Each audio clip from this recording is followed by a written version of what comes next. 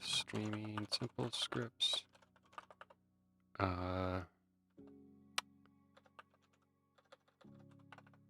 Working on saving and restoring window positions.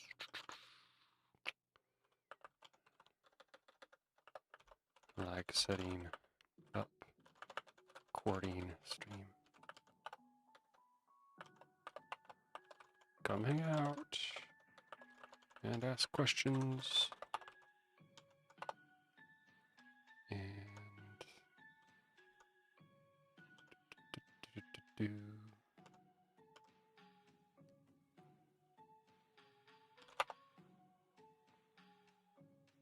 alrighty.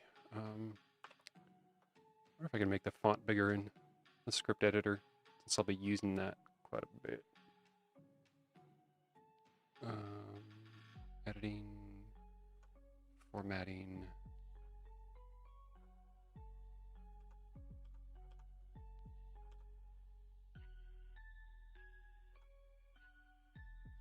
I don't see a.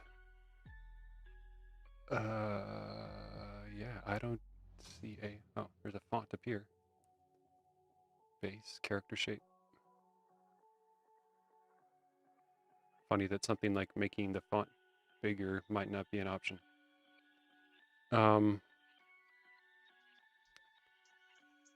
So like the goal here is, oh, look, there's a size right here. I have to set the size individually for each of these. Weird. Like, can I select all of them? Okay, so select all 24. Apply. Perfect. That was a close one. I was concerned about that. So like the general idea here is that, let me turn on my chat so I don't miss anything.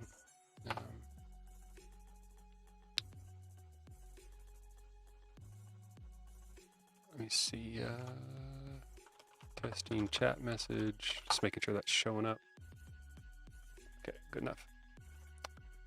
All right, so the general idea is to like grab window positions and then like store them in various layouts and then be able to restore them to those layouts. So like if you have like a recording setup or a working setup or whatever, and I think we might be able to get it to work like across monitors.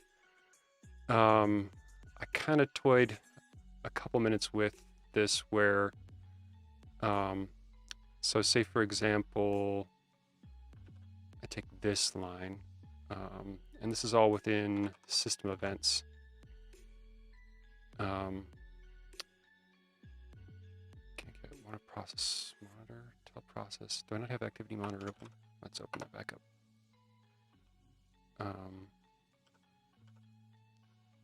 Oh, interesting. So you can see the position, the size is that many pixels width by height.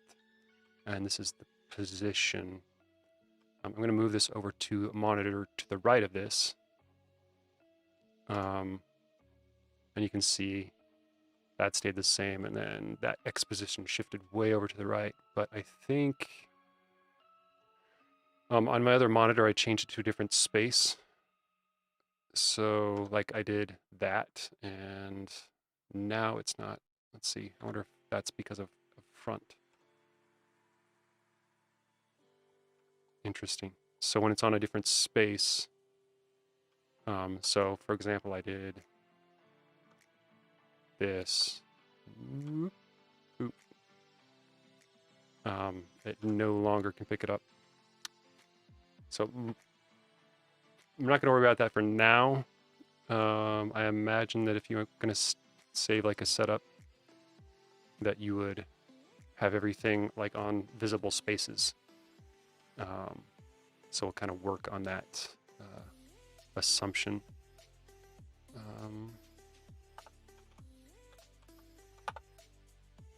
So from there, so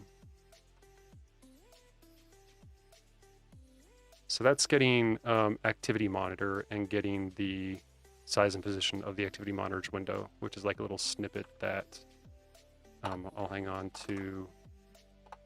Again, these are all going to run, like simple scripts can run AppleScript. So I just have a little AppleScript helper function, so you can call them from keyboard shortcuts and all that sort of stuff. It feels like the couple step process is going to be looping through all of the open visible applications and grabbing all their sizes and positions. And I think this is these are all of my visible applications.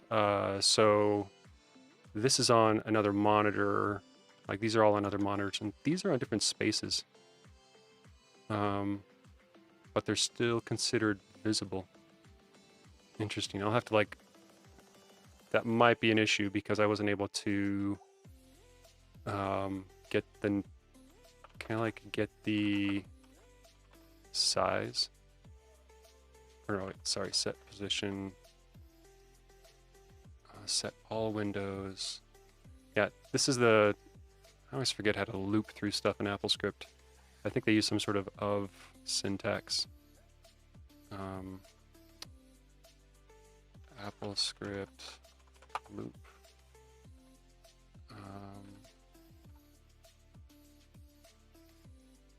So yeah, repeat with item in the list. So repeat with all, what was it, item? I think Windows a reserved word, so I'll have to be like the window. That's kind of what I see a lot of all windows. Say the item and repeat and repeat. So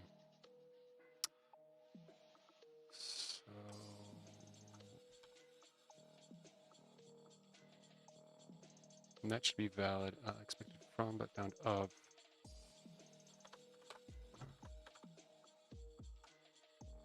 I can't go after this identifier. Oh boy. I also saw this. Get a list of. Let's see what this one gives me. Oh, if background only. Cancel. So if background only if P is false, then display. Would you like to quit? So that's P of every process. So get name of P. Folder actions dispatcher. The answer's better than the question. Oh, I didn't realize that was the, there we go. I like just to try all of these since I'm so unfamiliar with some of the AppleScripts. Set list of processes. Thanks, Chris. Name of every process where background only is false. So we're not worried about that.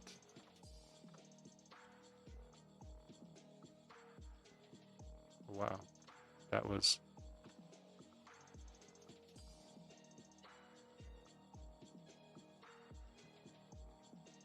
I don't have Spotify open, do I? What was that frontmost? Whose frontmost is true?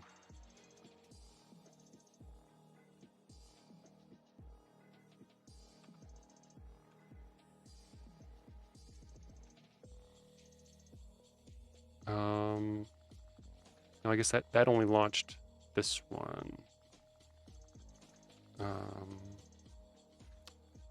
Oh, whose visible is true, I think is probably what we want. That looks good. So whose visible is true, so I think we're on the right track here. Tell me to no. Set selected process to choose from list. Okay, with multiple sections. What a language.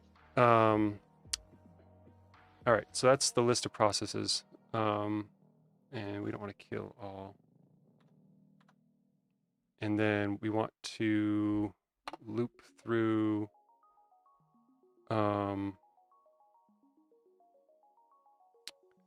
I'll loop through all of those. So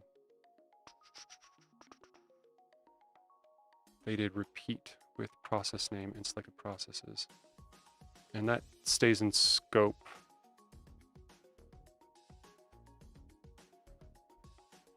So that stays in scope even though it's another tell block.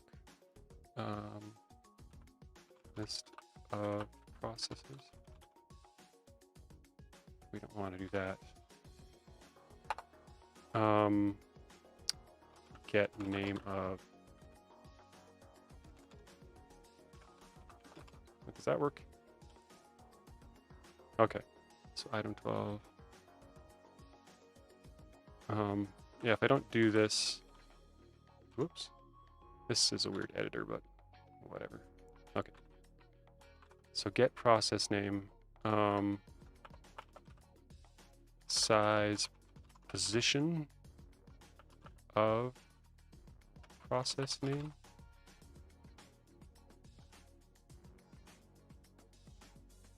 No, it's something like, I had a snippet in here somewhere. Tell process name. Okay. Tell process name. Oops. I think it's to get size of window. To get size and position of window. Window is one of those reserve words. So, that is not. Select to beginning of line. Unexpected end line. Tell process name. Did I put that in quotes? I didn't think so. Process.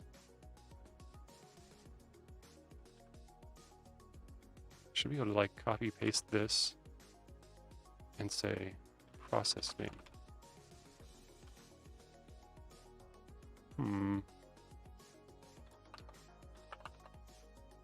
Activity monitor.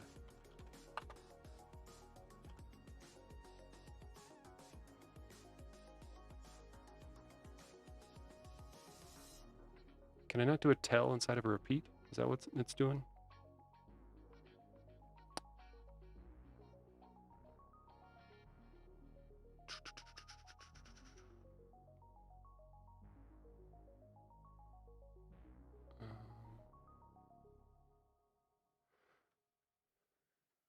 Repeat with process name, do shell script. They're doing do's inside of repeats. This is doing a tell application process name to quit.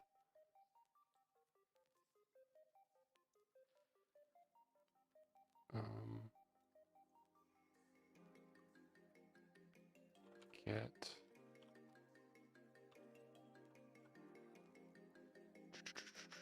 this is where it just gets kind of funky.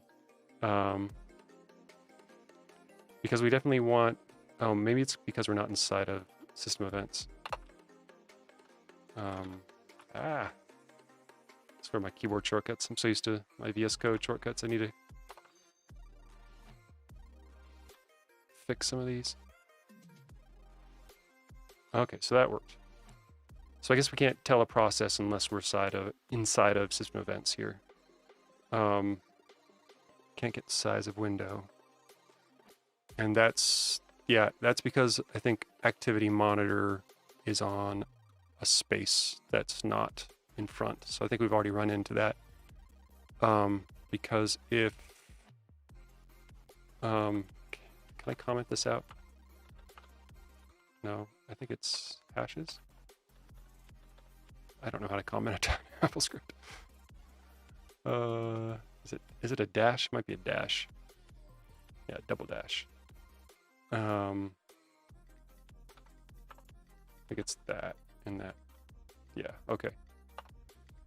So if we tell process script editor, that's the one we have open now, to get the size and position of window.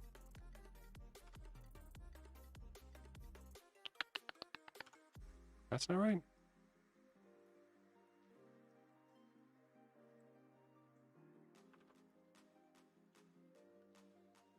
Can't get size of window. Can I get the position of the window? Can't get position of window. Maybe because it's doing it a bunch of times inside of repeat.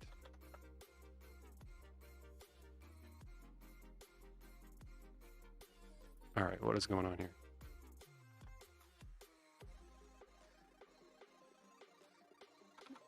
Work that out.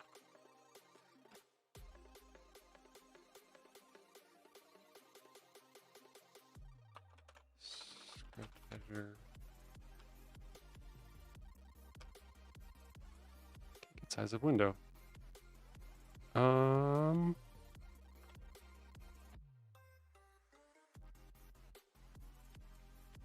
I don't think it's because of that.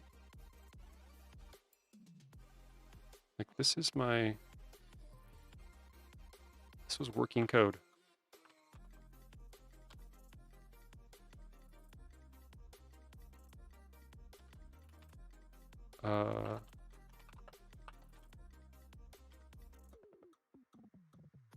I swear this was working just a second ago. Okay. Let's get back to here. So at least we have the list of processes, and we have the repeat block, and we are getting the name of, or just get process name. So that's still working. Item 12 of Finder.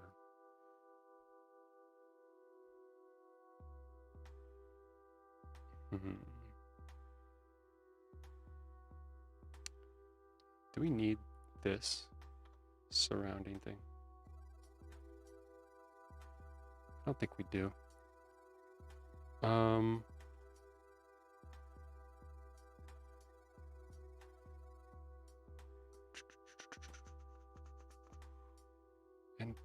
I want to get the window of that process name, and that is, we're inside of system events, and it should just be that. There's a few of these that aren't in a space.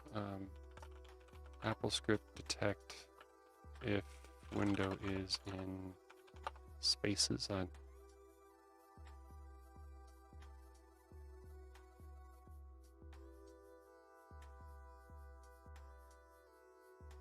My count windows on current space. Tell process name on count windows of current space.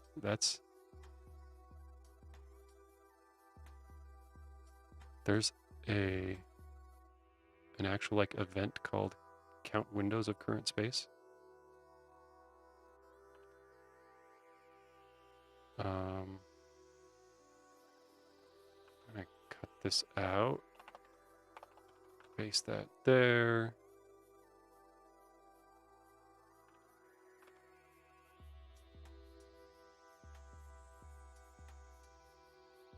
That is not returning anything. Oh,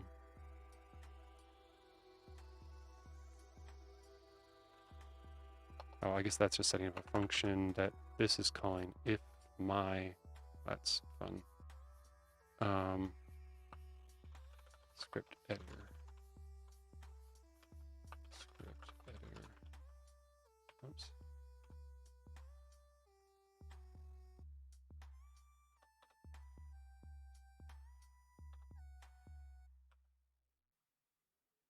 If my count windows on current space equals 0, then what is get?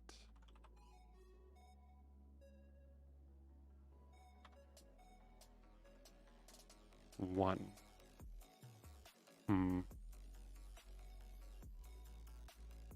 So return count of windows. So I think that's not the space. That's how many windows. Like if I do a new this. So I have 2 script editors. Now it has 2. Now that's on a different window. Still 2. Okay. So I do want that. That might be something like in case we have multiple windows open and we need to store the position of multiple windows.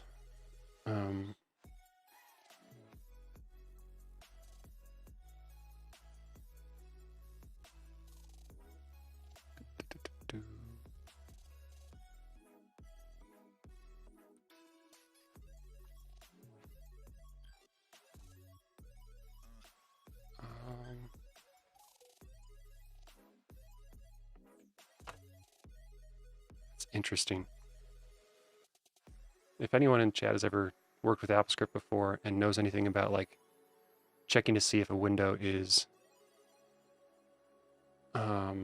visible, let's see, does it tell me all of the, let's go back to this one. Get window of process name. Does that give me all of the properties of the window? Maybe back to that again.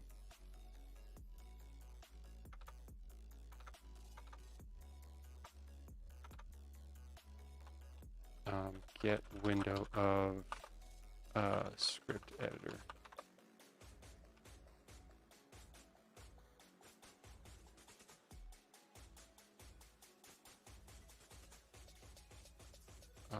Process. Okay. Window untitled of application process, script editor of application system events. Size of window. No, this is, I'm not getting bogged down at all. This is definitely something, I think it's a cool feature everybody would like to see, especially because the fact that there's a bunch of like little $5 apps and stuff out there that a bunch of people have spent money on means that this is definitely something people use and are asking for. And there's quite a few things with like windows and positionings and everything that people love to script. I mean, we can do a bunch of silly scripts where like you could start the window here, move it here, here, here, here, and just like have it dance around someone's machine just to play with them or something. I don't know. Lots of fun stuff we could do, but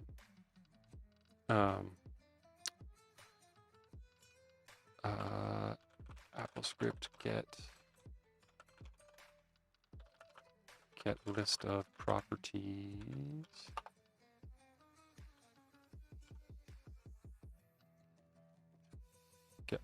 Get properties of course.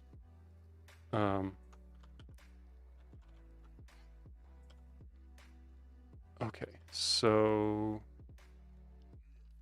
the window of the script editor has a position and size, and those are the main things we're going to be using. I don't think we might need to store the name in case there's like multiple windows open, but I kind of doubt it. So with that information, get properties of window of process script editor.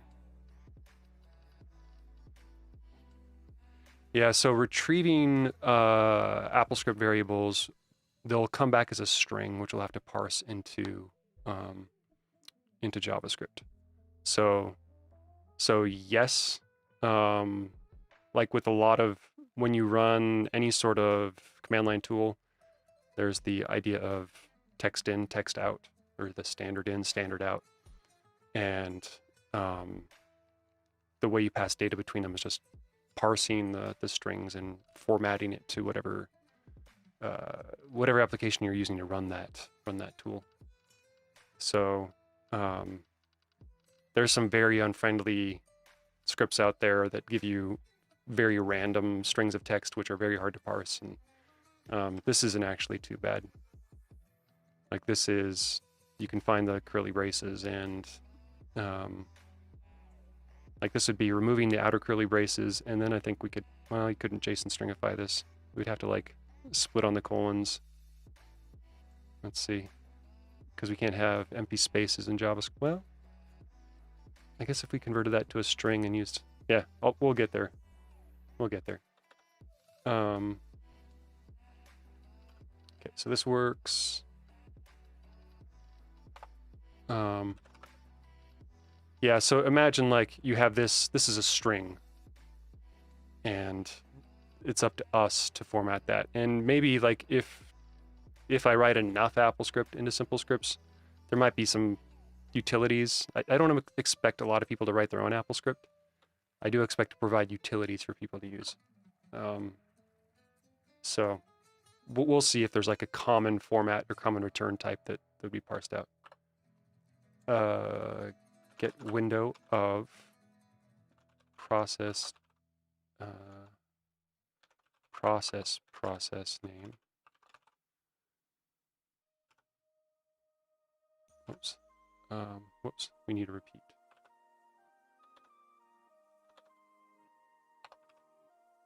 Process name.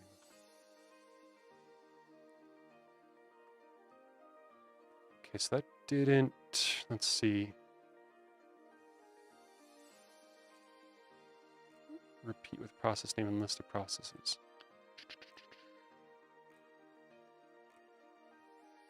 I think I have to like push onto an array somehow. AppleScript push value add to array.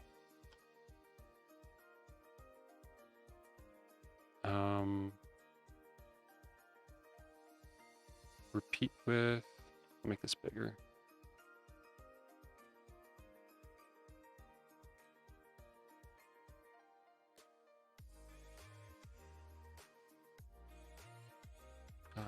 Add to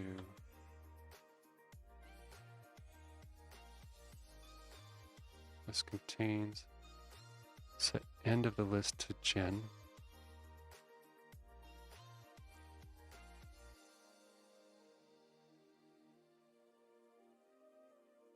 Looping through the list, converting a list to a string. Oh, that might help us as far as like returning something that's easier to parse. Text item delimiters. Okay.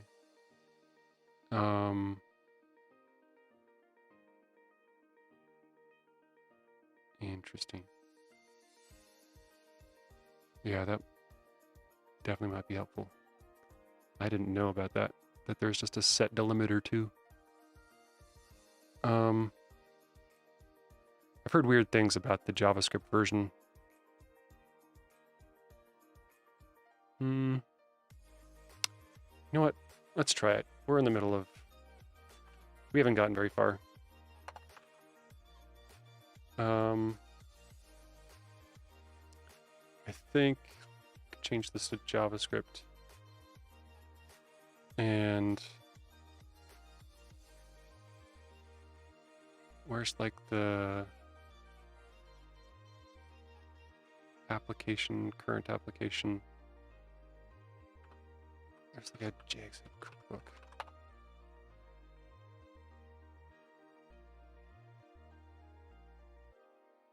Display, create command line. Please have like grabbing Windows, system events, Safari and Chrome.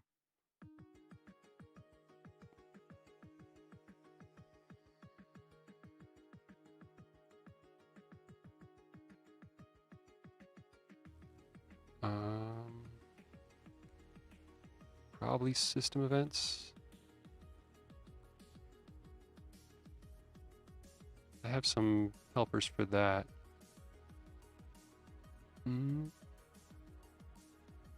Start the screensaver. Oh, clicking menu items.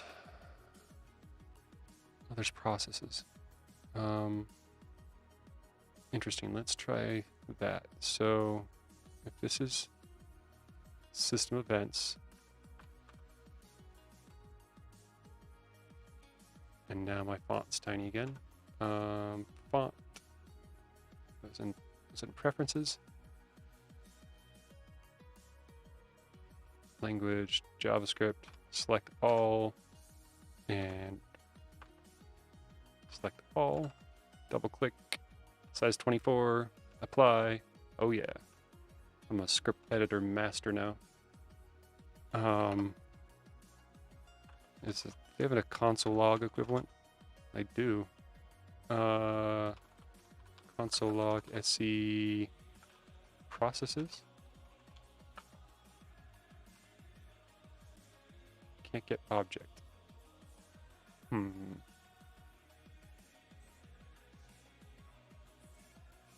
Script error.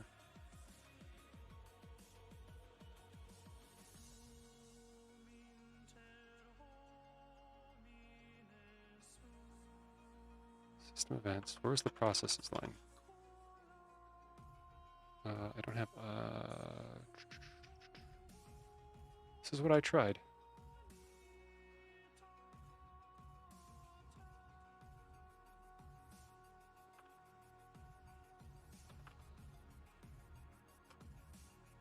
Can't convert types.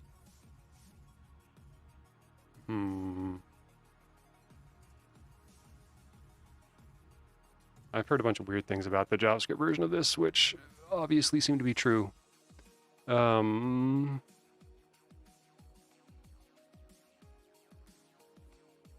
wonder what this would look like. And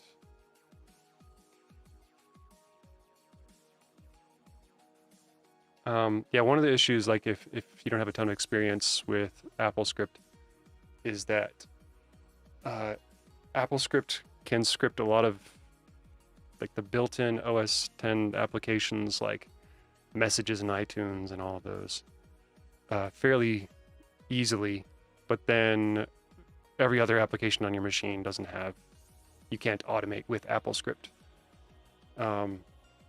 So my only like real use cases for AppleScript are things like some of the system events where you're getting window positions and keyboard shortcut or keystrokes and things of that nature.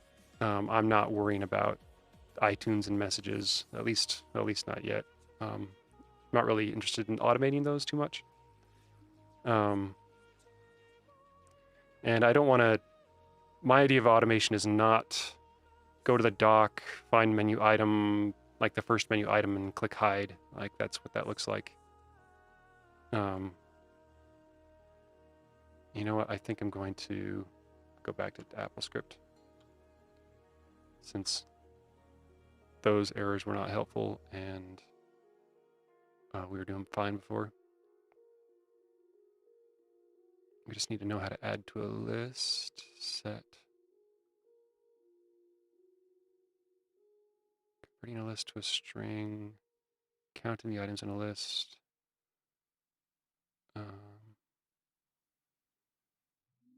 Determining if the list contains a specific item, position of the item in a list.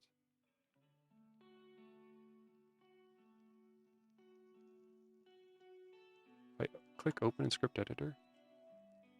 Oh wow, look at that. They actually have a protocol for that. That's fun. Yeah, Simple Scripts does a similar thing, and it's interesting to see that on something like when people ask me about security and stuff of that, I'm like, well, I can just point it to, well, Apple does the same thing.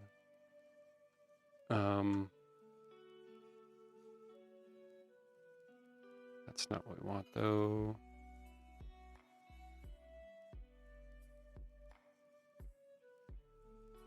Highlight highest numeric value. No, we just want to add, push something to a list.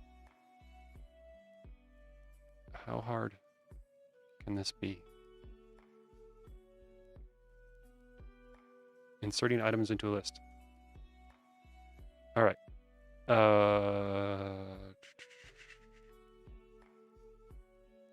Set beginning of the list.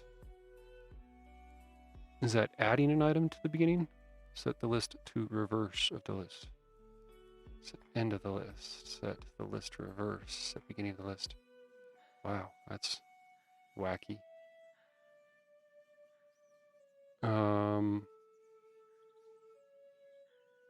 Insert item in list is like a function.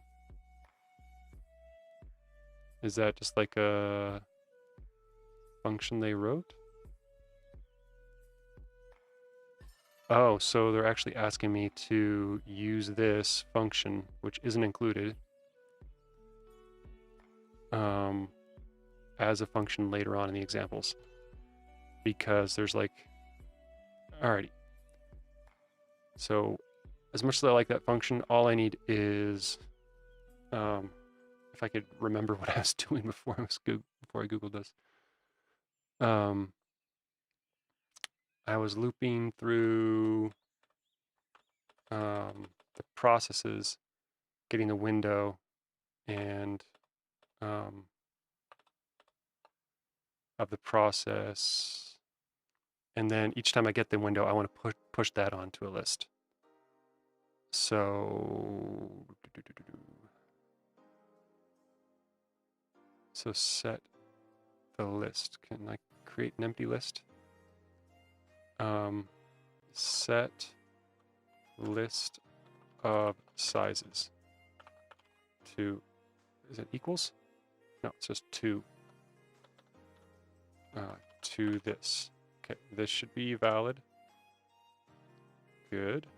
And set, is it end?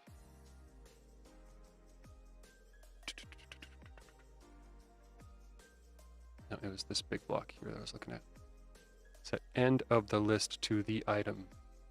Set end of list of sizes to window.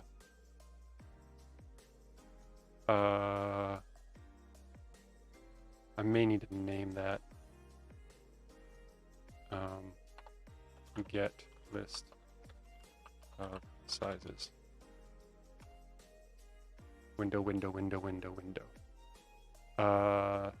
Get size position of window to size position. Get size.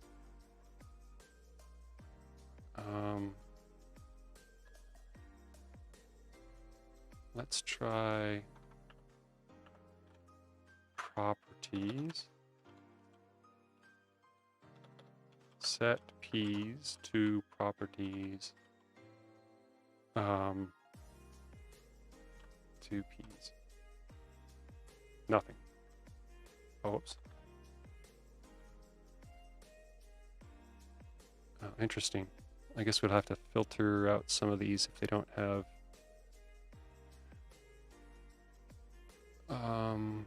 That is difficult to read.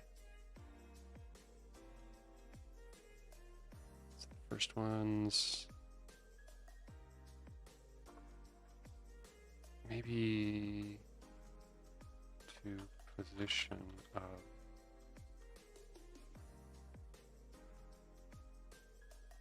Can't get properties of window process finder.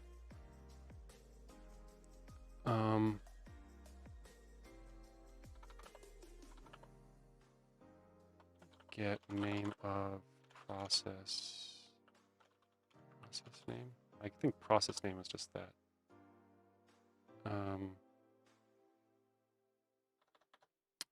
Yeah, let's do this. Not name of properties. To position of window. Okay. That is a lot closer than we've been. Set end to P's process name. Let's do process name first.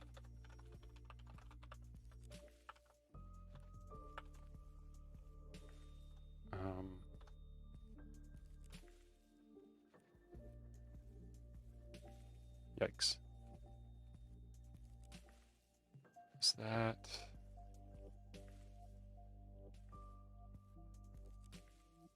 Is that logging that out each time? Why is that logging anything out if I'm not telling it? Do I have a get in here that I can't see?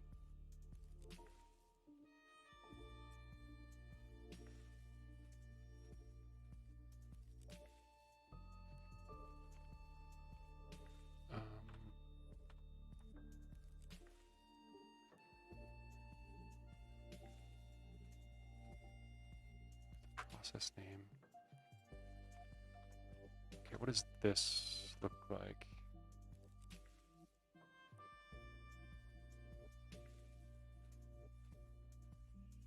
Why is it creating entire lists each time? It should like incrementally have just Finder and then Finder in Google Chrome and then Finder in Google Chrome and Electron. But that is not what I am seeing. I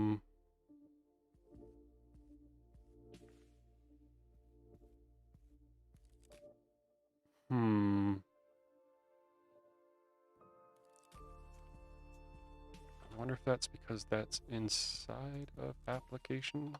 Ugh. Nope. But this one kind of worked.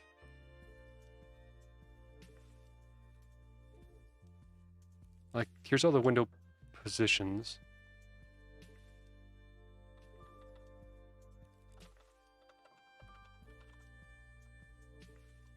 Does this work? Get position. Okay, so it wanted set P to position.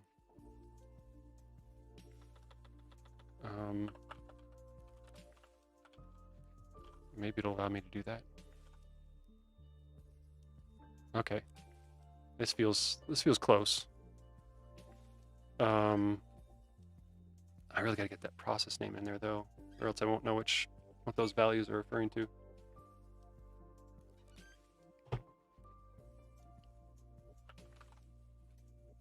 Maybe that'll work. The name of the window. No. Can I get the process of the window? No.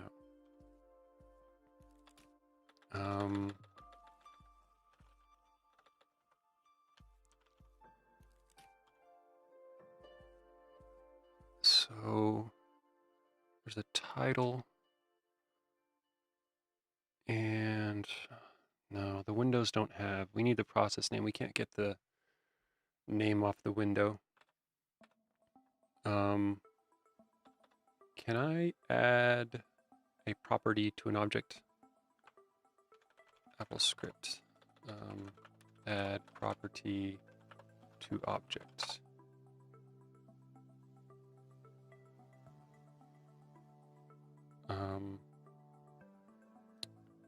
To P and quote and process name. Oh, is that like a concatenation thing? 2p and quote and process name of window, like that? Oh, you did a single ampersand.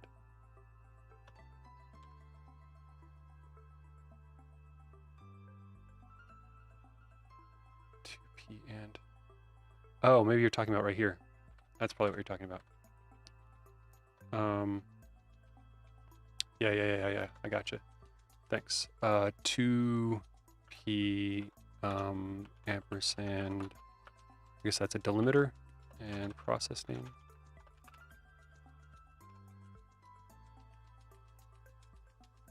Okay, so Finder. It's nothing. Loopback is nothing. I expect that. Okay, because that's on a space on my second monitor, which is hidden. Okay. I don't think I need this then.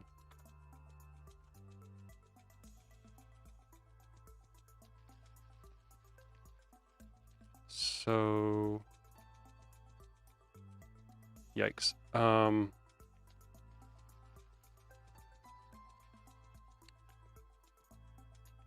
Yeah, I definitely have to mark these as size and position.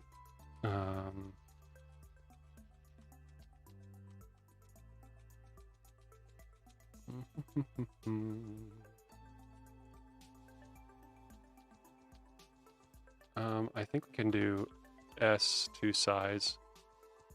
I'm not ashamed to have like multiple lines here. and P2 position. And then can I do this?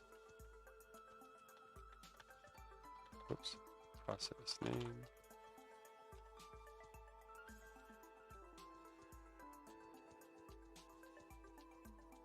I think is this creating a list? I thought that was creating an object. But it looks like that's creating a list. Declaring variable set. My list. Declaring variables with copy. Scope of variables. Set list. Set item 1 of my list.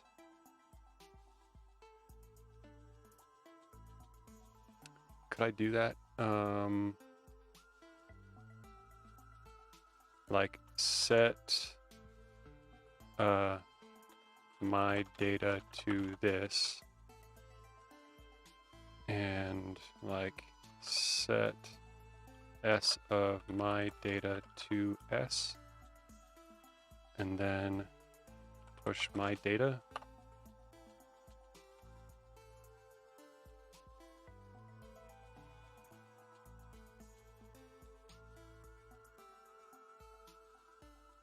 Item 1 of my list.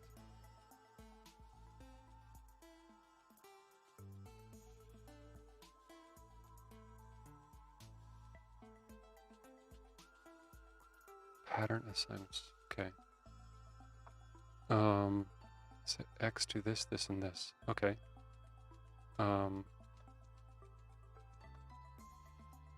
Set x to or no. Interesting. SP process name to x.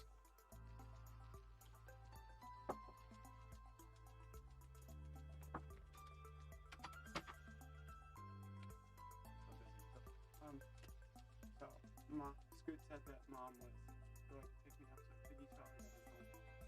Okay.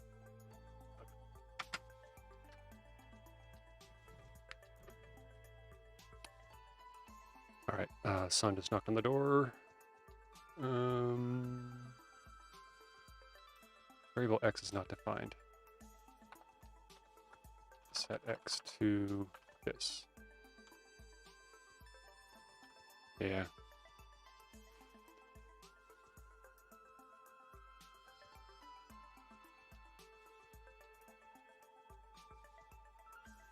This just seems so foreign.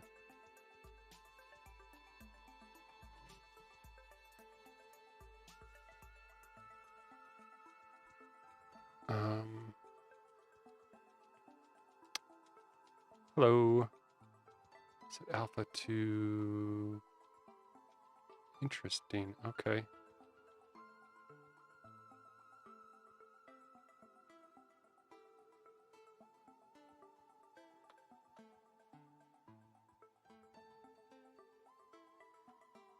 Yeah, I just want to get it to a place where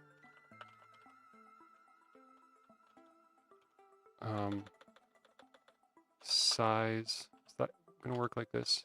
Position and process name.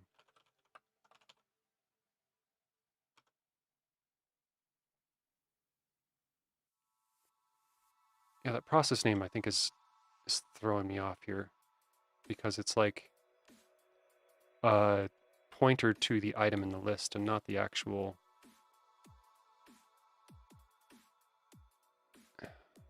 like name of process name. Because I need to get that process name off of there without it being part of the list. So, oops. Get properties of process name. Does that work? Can I get properties of finder?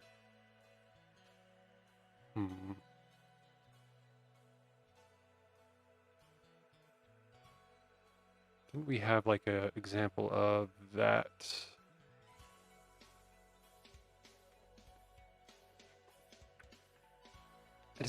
I need to detach it from the list so it's like the actual string and not the reference to the item in the list.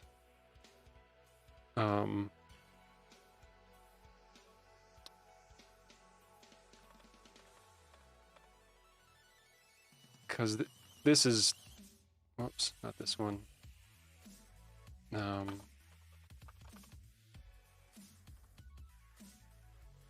This is really, really close.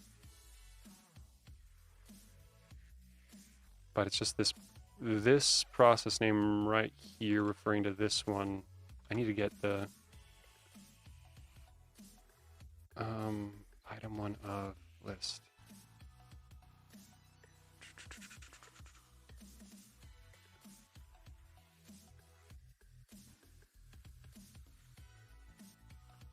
List of processes. This is straight up guessing. I don't mind guessing programming, but process name as text. Wow, really? That's a thing? Hey, what do you know? Way to be the hero. That was awesome. Process name as text. Okay. So this doesn't look too bad. This doesn't look too bad at all. So it's even like close. I wonder if we could like stringify some of this. Is that asking too much? Yeah, it's asking too much.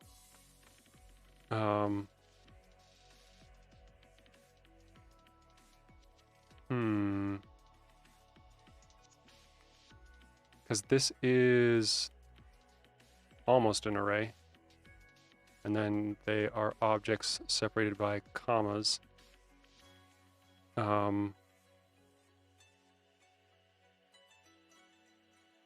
Wait, size is... Why does size have 2 values right there? It should only have 1.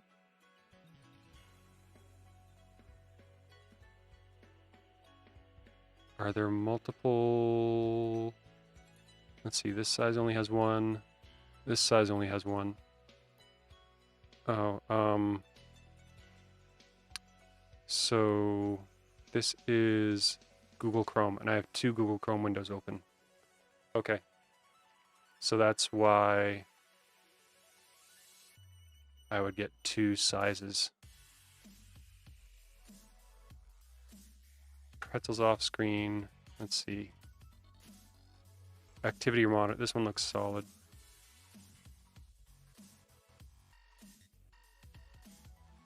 So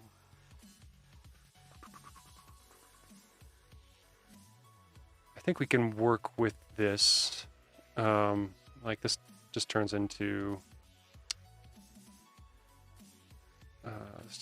parsing JavaScript or parsing a string. Sometimes I like doing this. I can just play around with the data like this. So now that the data is just that string, and I can start like having like this live feedback environment just in Google Chrome to kind of mess around. So for example, I want to start by, I think I'd want to start by slicing the first and the last character. And then, let's see, what would be a good,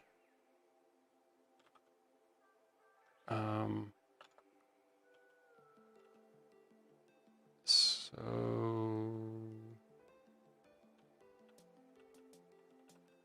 I guess we could do it like this. So that's kind of an array now. I can't wrap like that.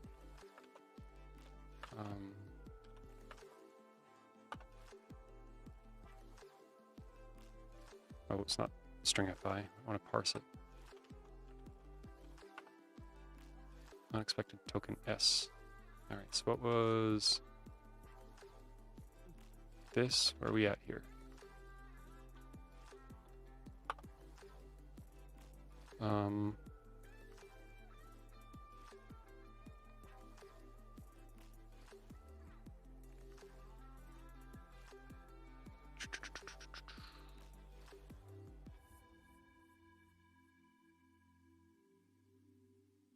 Actually, I'm curious if... I doubt it'll let me do this. If I just like try and escape. No. Maybe there's like a Apple script return JSON.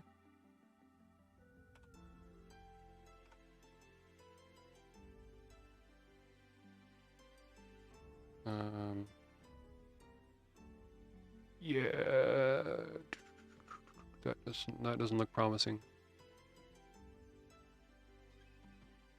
The NSJason serialization.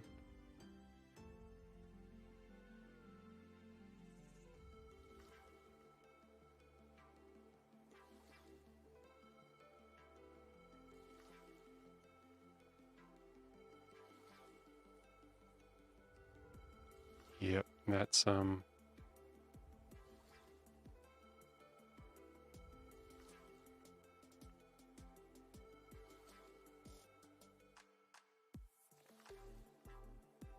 alrighty. I'm confident that doing it myself would go faster than trying to implement those. Where'd my window go? There it is.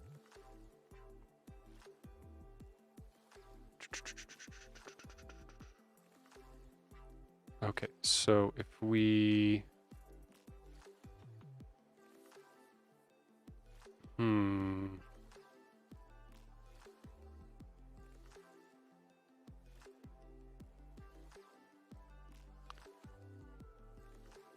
So, I'm just trying to find unique things. Like I'm looking at the curly brace and the comma as a place to split, but if I do that, it'll split all of these.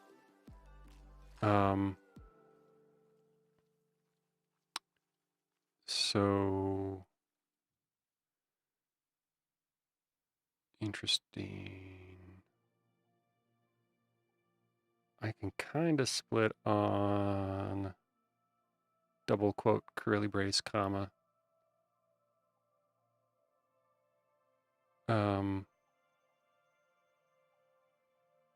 Or I could do some sort of... Wait, what was the delimiter thing? Apple script delimiter.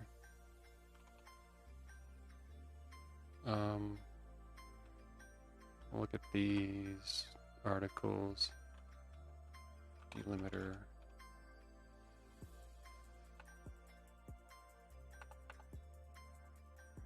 Set AppleScript's text item delimiters to... Wow, really? Is that just like a thing you just drop in? Let's try pipe.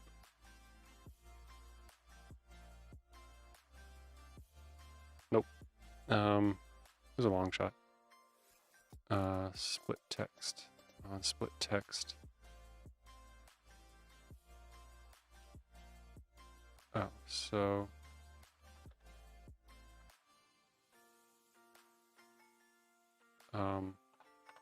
set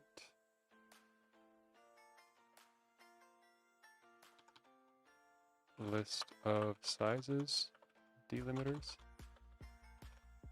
to pipe. Set AppleScript's text item. What in the world is that anyway?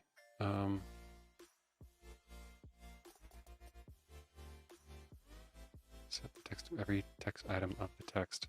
That is a beautiful sentence of programming right there. I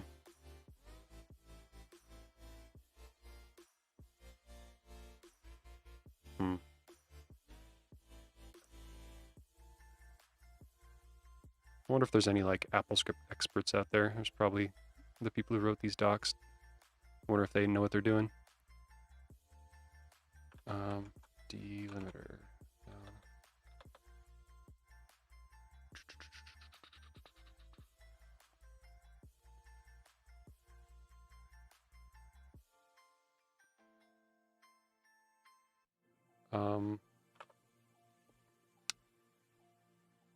Let's just, I doubt that there's no way that that works. No. Delimit.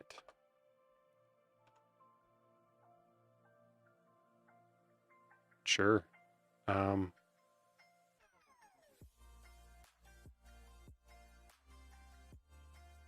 think I can work with that.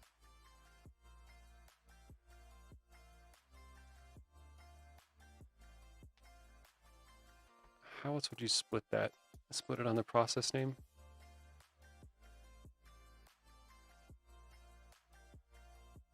And then like reach out and grab the curly braces around it?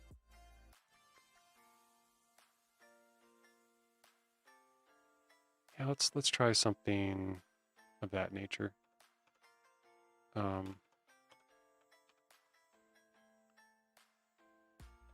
that's still data.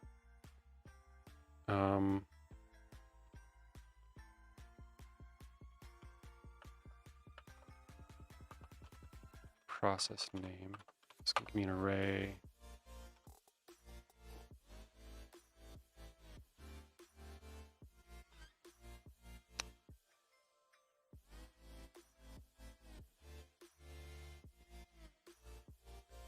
I mean, I guess I can trust. Yeah, I'm not too worried about the speed of our regex query that's only going to like parse a couple hundred characters. Like a lot of the scripting stuff is not meant to be like instant. It can always optimize later anyway. But yeah, this is definitely like one of those, this might turn into a, hello, this might turn into a exercise in string splitting here.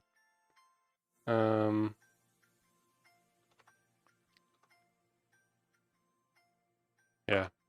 Oh,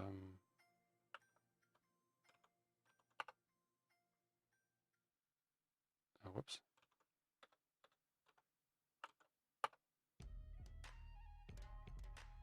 So this has 12 items.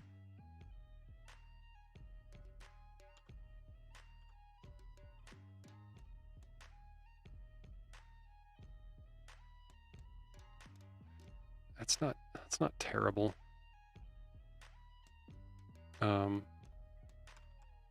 So we want to slice off that first and last character. And this is good because we're like starting with the right stuff.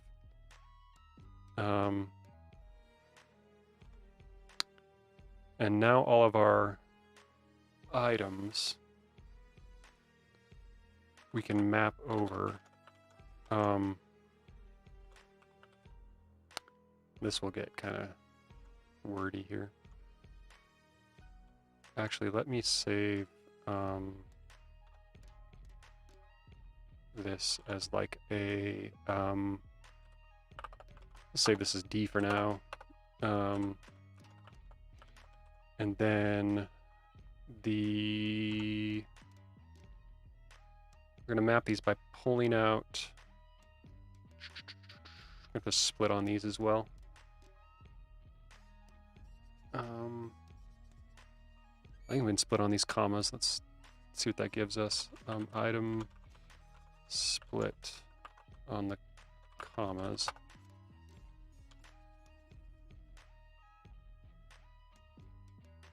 Oh no, that's right. That's going to split these. We don't want to do that yet.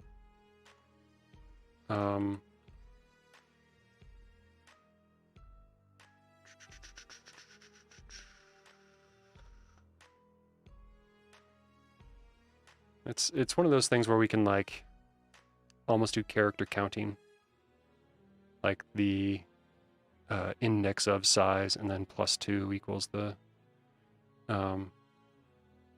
actual size. Let's go back to just this.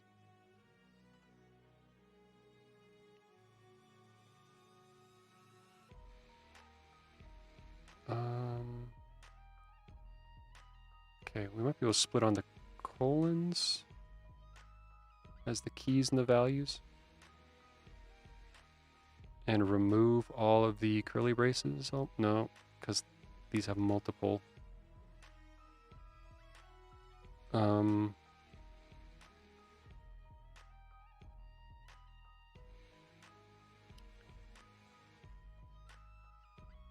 Just want to see what that looks like. Item, split on the colons.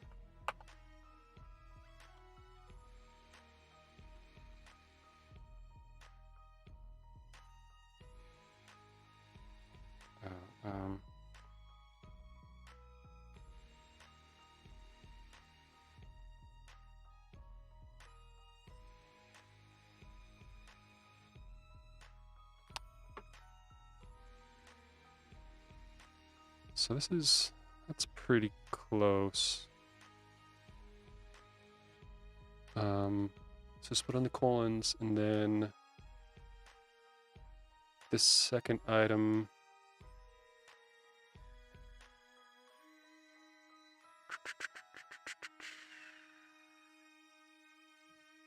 Because this didn't have a colon, that's why.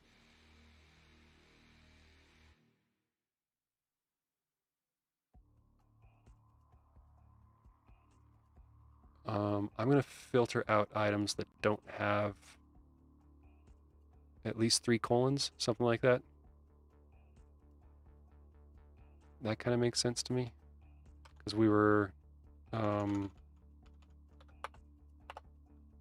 if we don't have the size and position, then... Let's see. What's unique? The difference between this one and this one.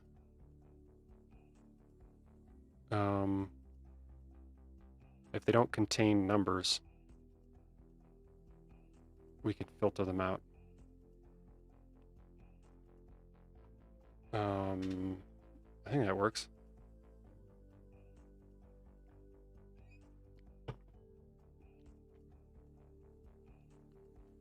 So this would be a D filter and item match, and then what's like digit or something.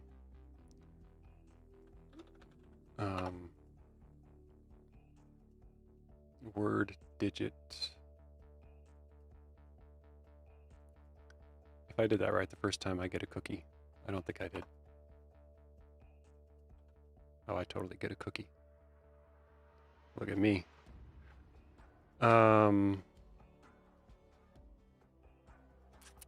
Okay.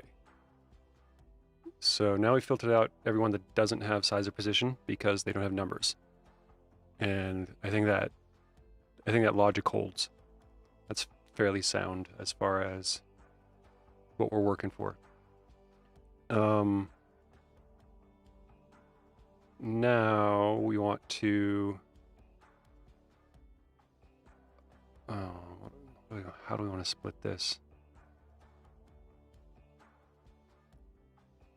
Probably size colon position colon process name colon, something like that.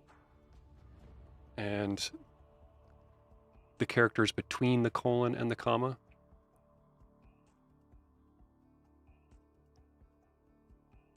Can you split on a regex in JavaScript?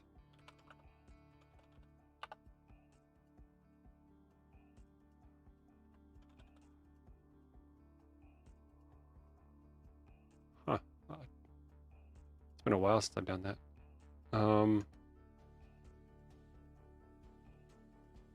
So what would that allow me to do? Let's call this one E. So now we have E, which is 7 windows, which I can see on my machine. In case you're curious, like my display arrangement looks like this. Like this is the monitor you can see, and then I have a second one over here, and then my laptop's underneath it. So when you see the positions, that's what it's talking about.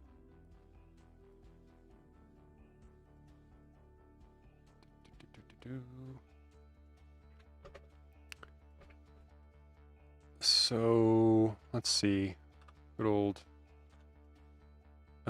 E. Gonna map these somehow. Item and item split.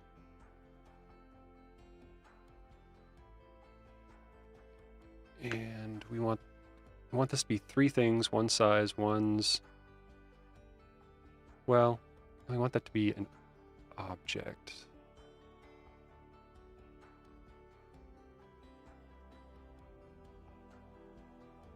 This is one of those things I'm tempted just to take offline, like try not to talk about it out loud, because I feel like talking about it is just making me not think through it.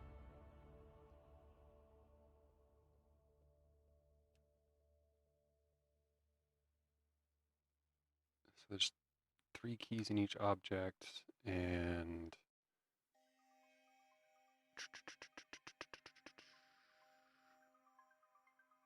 because right now each of these are strings we want to convert them into objects.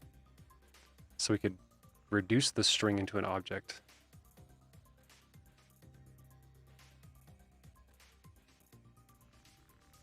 I can kind of do that one at a time.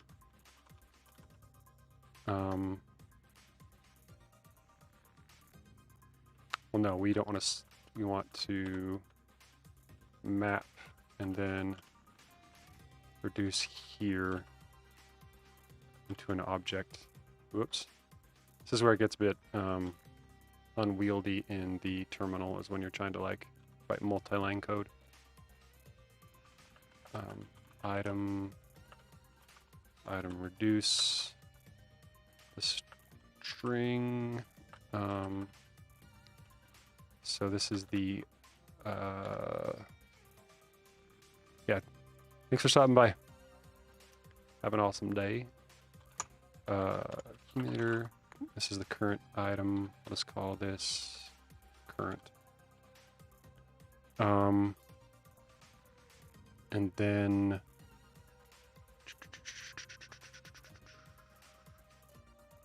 yeah, I'm going to take this into an editor.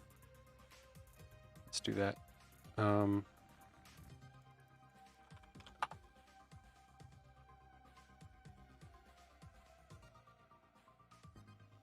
Whoops, I was over like here.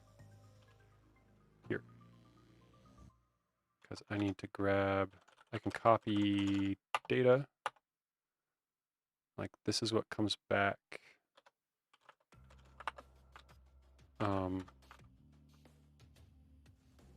That's what comes back from AppleScript, that nice ugly string.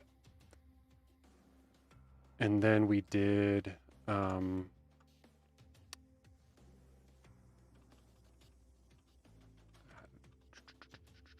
we sliced it and split on curly brace comma. So assuming, let me make that a lot bigger for you. Close the sidebar. I just want to make this console bigger. Is there a way to do that? All right. And let's just log the first item for now, because oh yeah, and then we filtered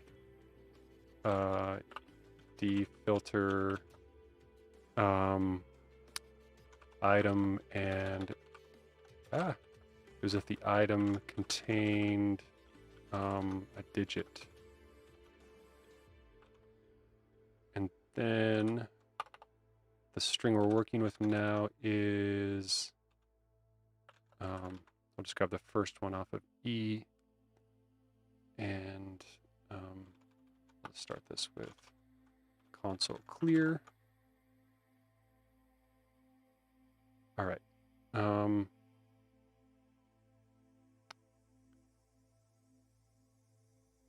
Why is that still in there?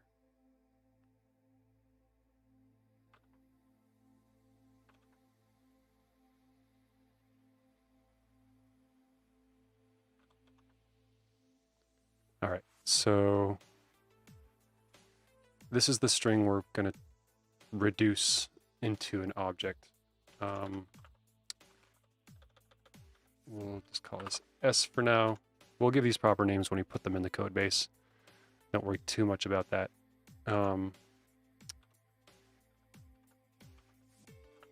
First item is E0, and then S reduce, and then we want to reduce this into an object, and this is where the parsing will get pretty funky. Accumulator current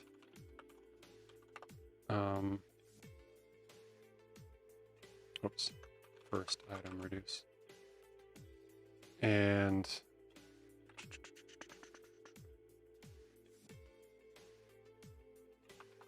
what we can reduce on a string, right? Oh, I guess we have to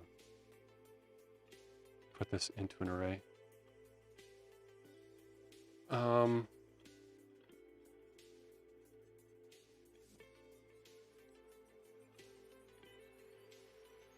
I don't want to do this. I am going to have to split on there. Multiple JSON translation files. Oh, that'd be awesome. Let me know if you need any help with that, or like if you can let me know your end goal scenario. It's definitely something I'd love to see in action. Actually, before I get too far, I really don't want to lose this snippet because that was a lot of painful Apple script. And for anyone who, whoops,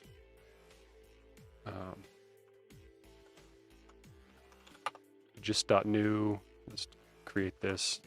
We'll call it list of positions. Oh wait. List of positions and sizes of active OS 10 processes.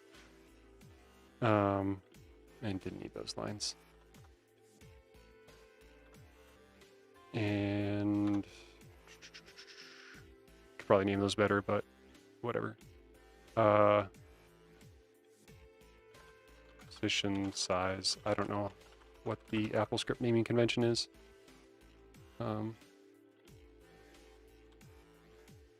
There you go. Whoever wants this can use it. But I'm just going to use this. I'm going to wrap this in simple scripts. I'm going to wrap this with utility, so nobody has to worry about that code there, because I definitely don't want to see it anymore. But for now, let's go back here.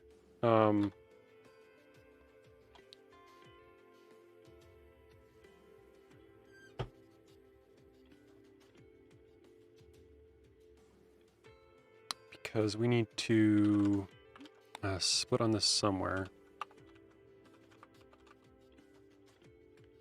Can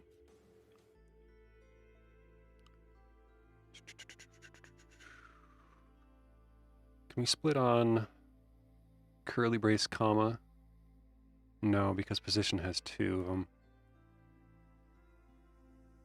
Can't do comma space. Can we do curly brace comma space? No.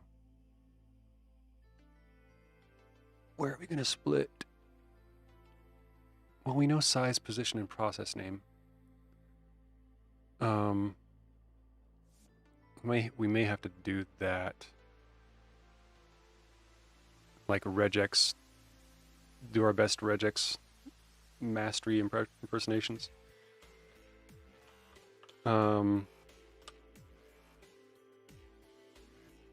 So like map, dang it, there's two commas in there. Like, I'm okay at regex, but size. And then there's like a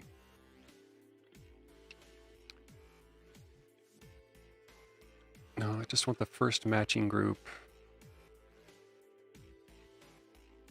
between a curly brace and a comma. Yikes.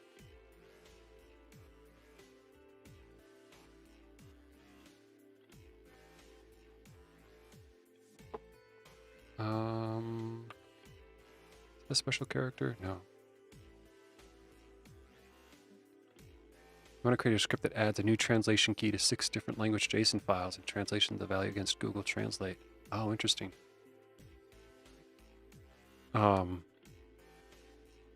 Like the Google Translate API, do they have an API? I imagine they do. API Google Translate.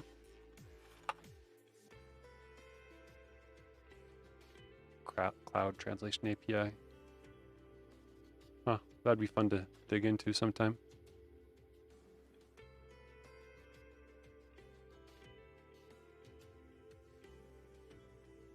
Very cool.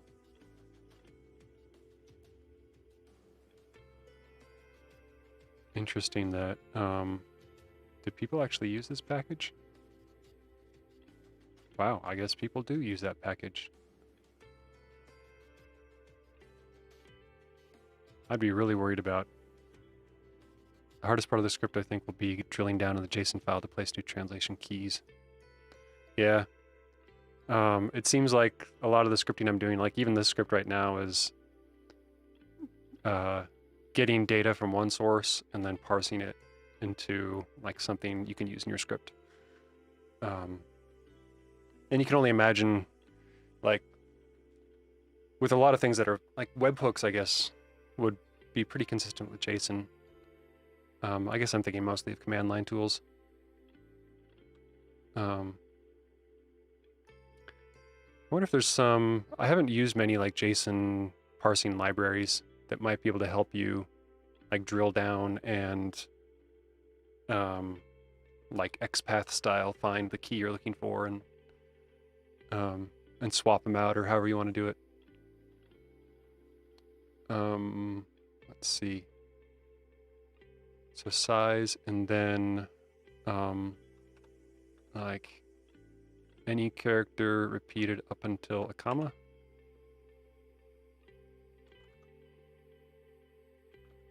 Is that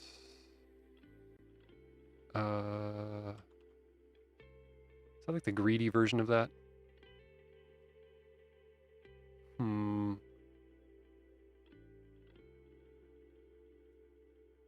Because we only want the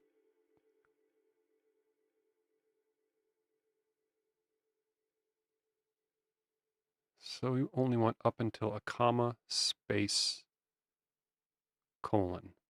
No, up until a comma space letter character.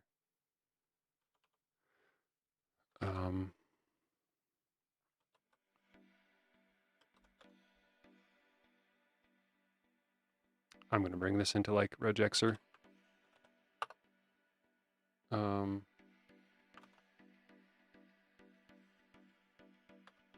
So we want size and then all the characters up until the first one. How do I make sure that it's only matching the first one?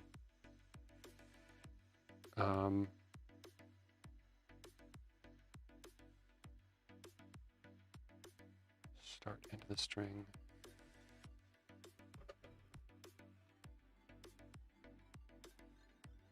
Zero or more, one or more, 0 or 1.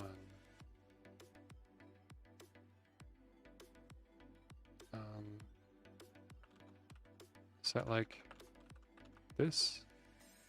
No. Match as few as possible.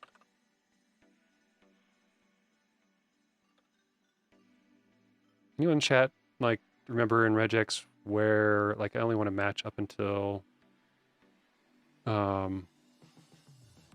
this. And right now, if I just put in match all the characters up until a comma, it's matching all the way up until here.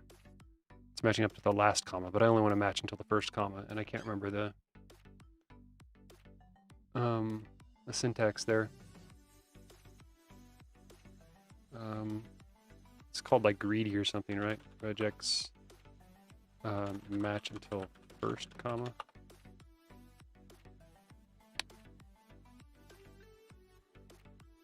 David says bracket this. I'm just going to copy and paste that chat. So do I do that here? Oh, okay, sweet. Thank you. So negated set matching character that's not in the set.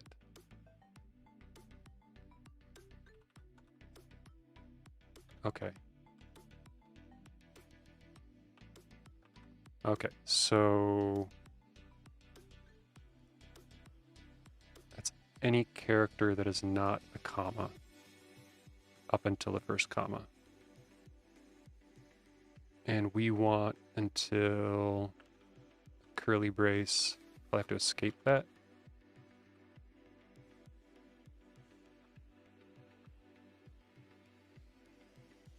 Matches all characters that are not a comma followed by the first comma. Sweet. I'm going to need it to look a little different because it needs to match, even including commas. I need to match all the way to right here because I'm going to grab this and assign that to size. So that's like the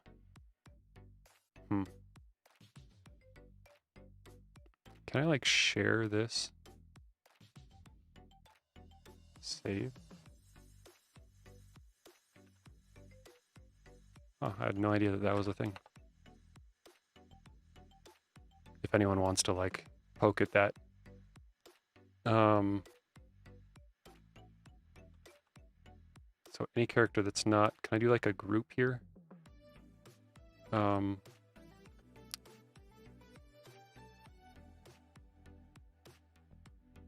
Any character that's not a comma or a curly brace, comma, white space up into a word character. Oh no, this is white space, right? No, that's white space, and that's word character.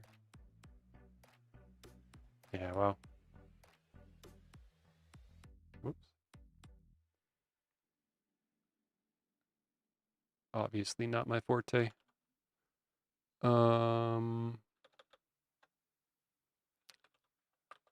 Size. And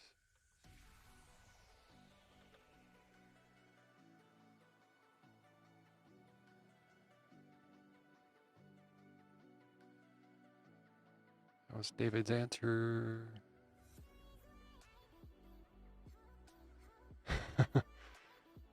Yeah, essentially, so I have, this is a string returned from AppleScript.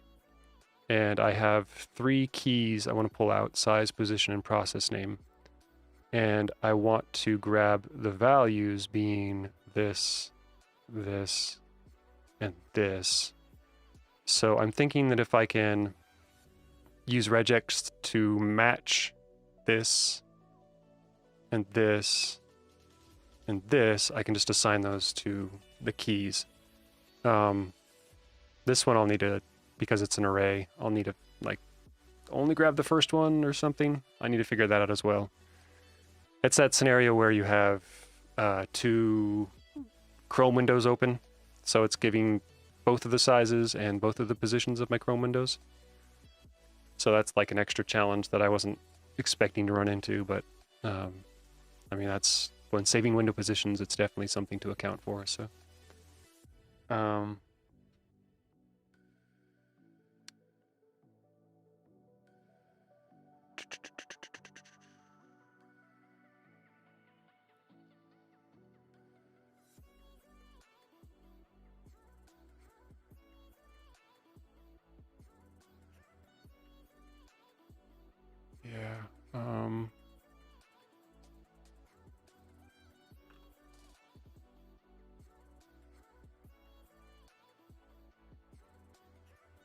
Yeah, so I have to use regex because AppleScript returns a string from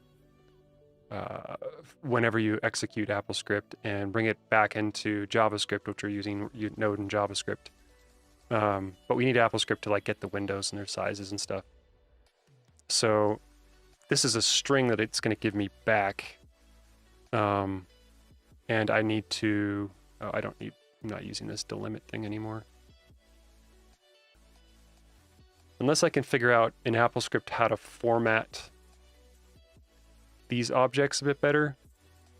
But I think this is about as good as I'm going to get. Because I don't want to spend time.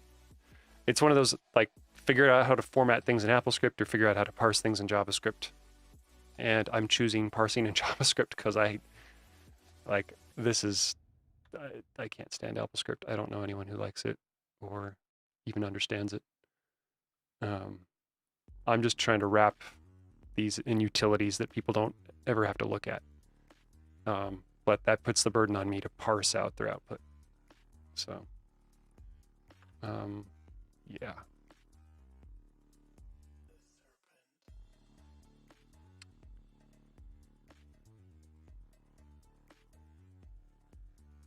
JSON parse won't parse this. It's kind of close, but like those aren't wrapped in quotes, and this isn't valid JSON. The list or array syntax. Yeah, JSON parse breaks with, so yeah, their lists of items are surrounded in curly braces. If you would like to attempt to JSON parse this,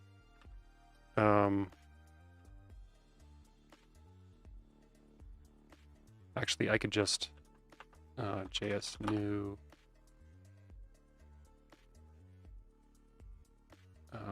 whoops.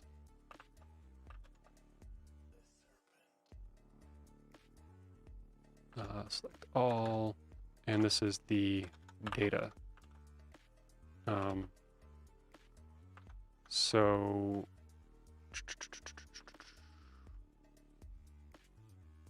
I can share that.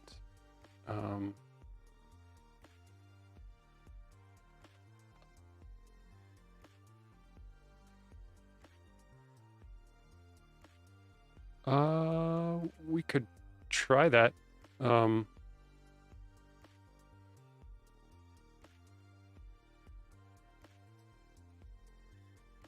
That's a pretty good strategy. Let's see.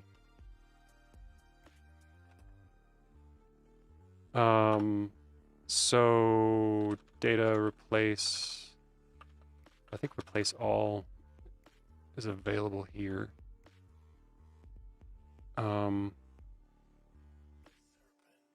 So replace all of this, whoops, with this, and replace all, whoops, this with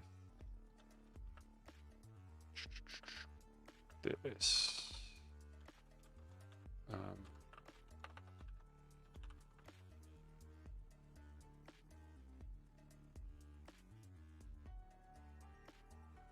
See, I'm glad there's people smarter than me, because that's really close. Or is that an actual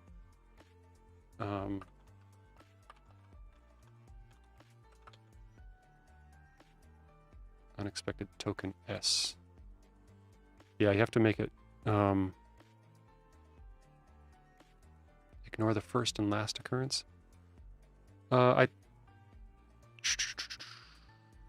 Like as this one, I think we can parse yeah, that parses to an object. You can have an array be the outer data. I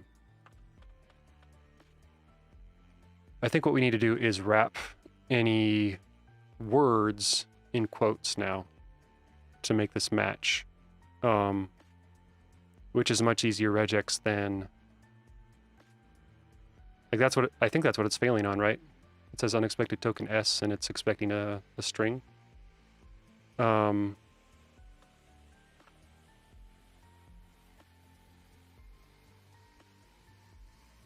Those size things are busted when you do something like replace digit.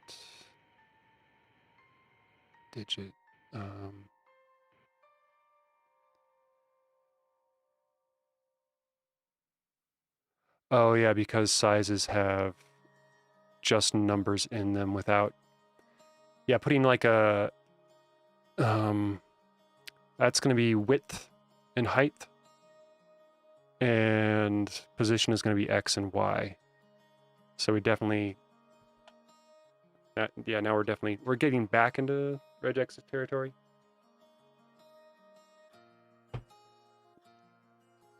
I'm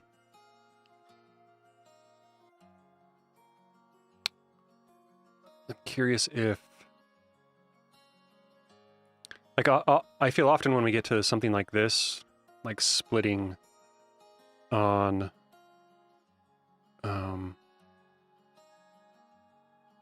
splitting and then manipulating the strings might be easier, but maybe not.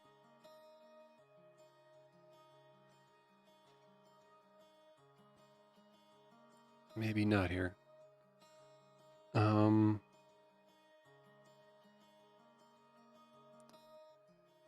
So, let's say JSON results is replace all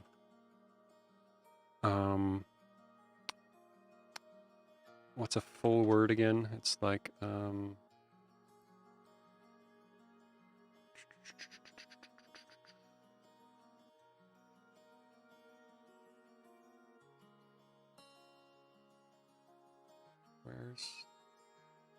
where'd that go? Cheat sheet, yeah. Any word.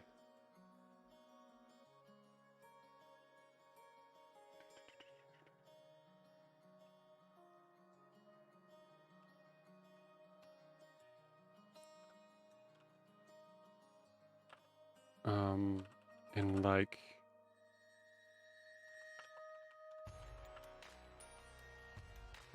is the replace all, is that syntax like $1? I can't, it's been, whoa, nope. Hey, that's close. Let's see. I guess any, oh, we'd have to do one of these groupings. Can these ignore case?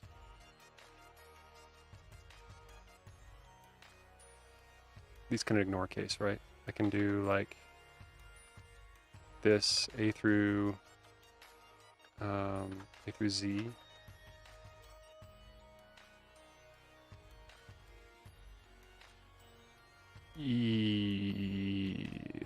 Let me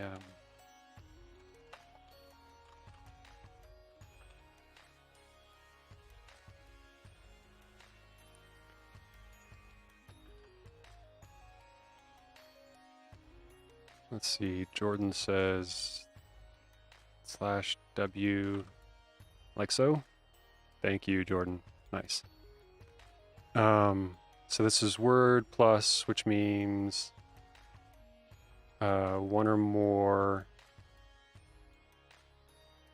And what is the double question mark?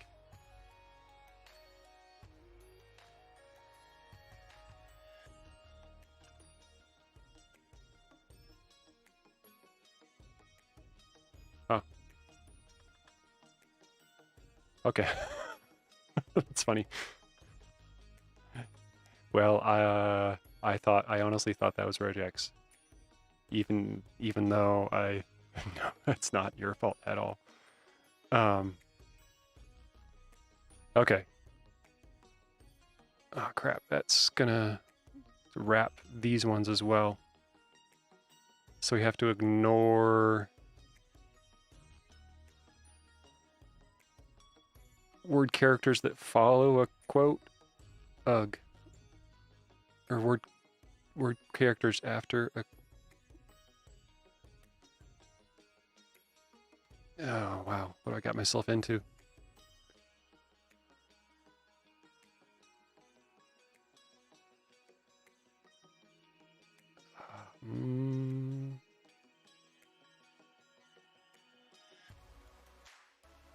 You know what I could do as I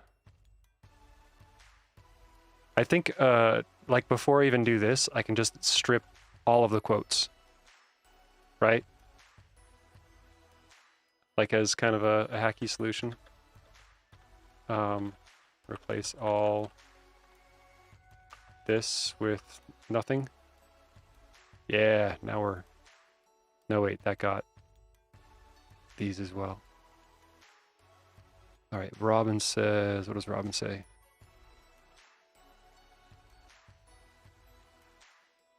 Wow, look at that. Okay.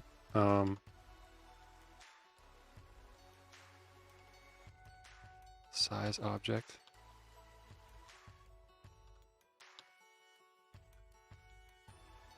Someone is way smarter than me.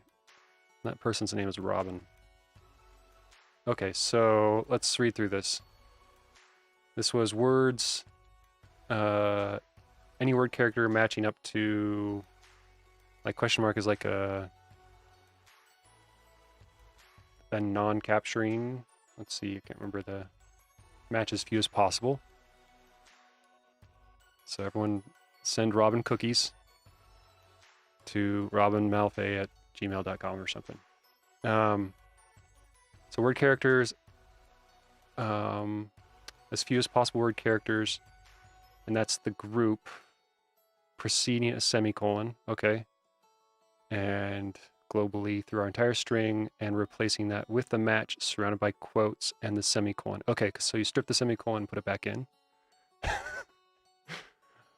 Yeah, definitely cookies for this. You did this after, okay, perfect. So that's the array syntax, and then this is a group of dash. What does a dash mean? That's for the size stuff. Yeah.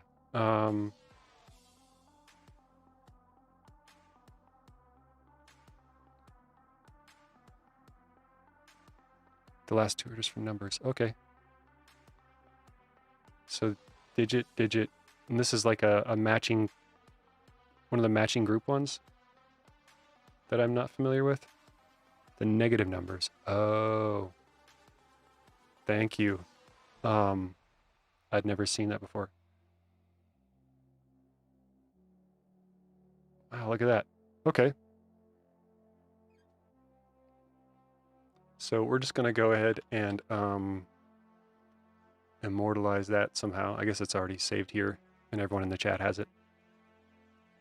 So let's try grabbing this and bringing these scripts together in a simple script.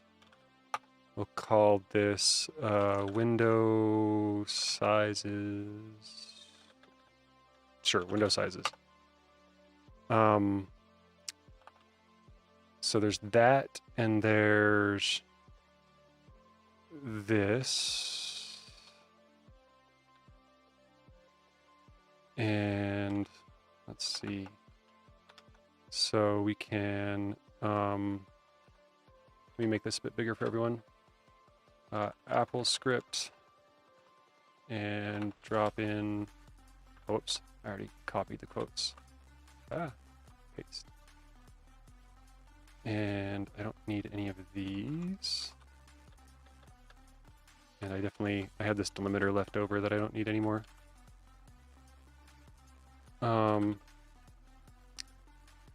All right, and then the return value of this is going to be that weird, let's call it result. And then we can pass in result into JSON parse. No, wait.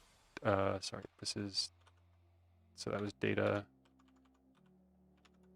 Okay, so that's result. And then, what is called this? Window data or something. And just have a helper called show, which I'll use, which will just pop open a window. And try running this. Error importing window sizes. Do I have, is this malformatted? No, it's formatted correctly. Okay, let's try.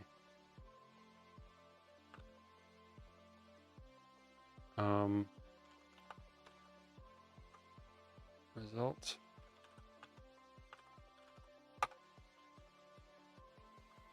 Okay, and then I have a file called console log, which I get a kick out every time.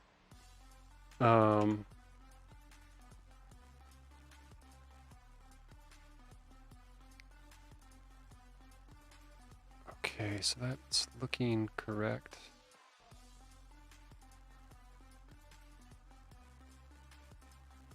I think my console log is stripping out some of those curly braces though. I wonder if I run this from the terminal, what that data would look like. Window sizes.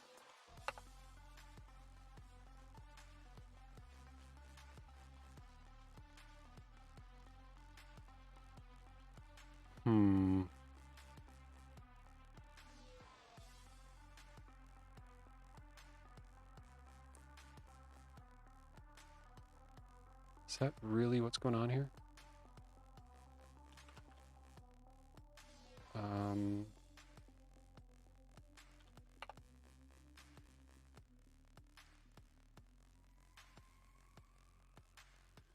Yeah, it's in a different format. It's stripping out the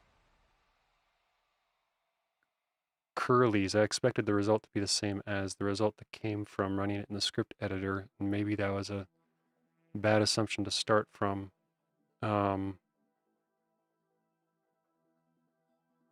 Unless I might be yeah,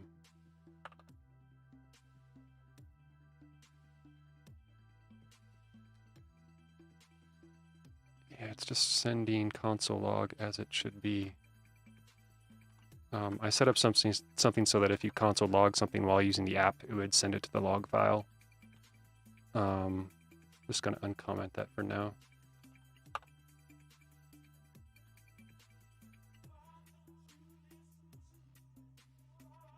So yeah, I guess that is what we have now, is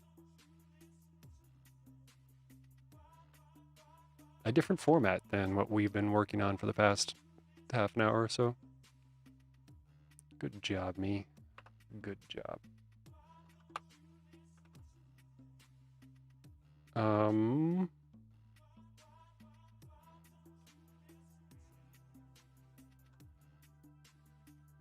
That is interesting. Yeah, it is the dev life. Somehow we keep on coming back for more. So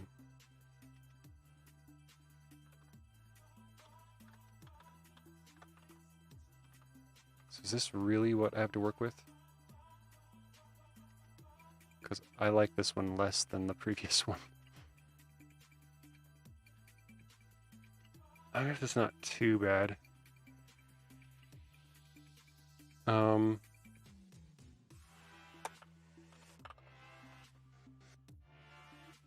I can drop that one in there.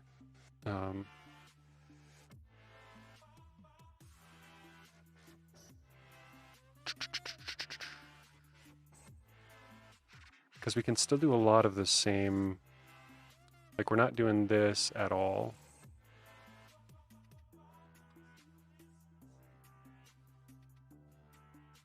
Yeah, get to work, Robin. I'm taking the cookies back. Paste it on YouTube. Yeah. I thought the chat came through on YouTube, but I guess not.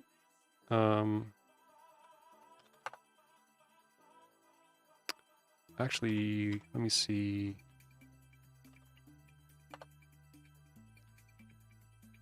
Did that work?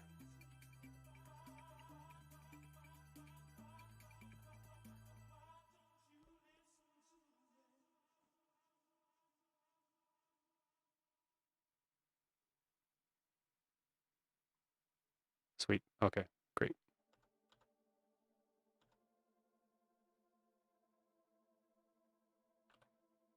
Oops, that's the wrong thing.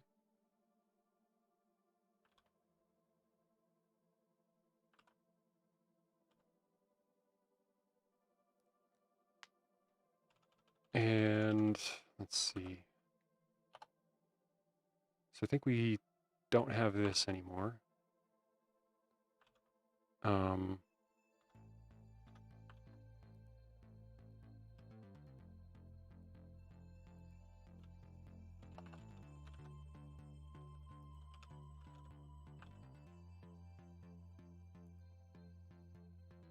Okay, so size. Oh, we're gonna have to account for empty spaces now, like a colon.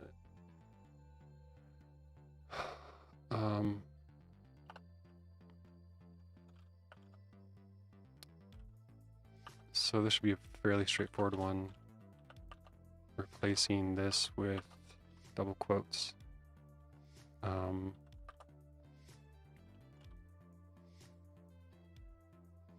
Okay, so that took care of that. That's not too bad. And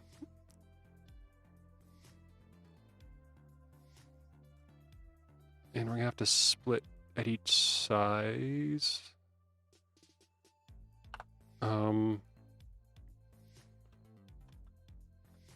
Replace. I think we can do. Yeah, replace size with size. Don't get the G on the last one.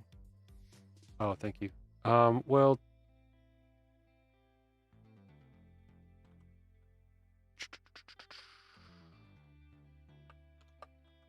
is that, I think that accomplishes the same thing, right? Replace all. Otherwise, do I have to wrap it?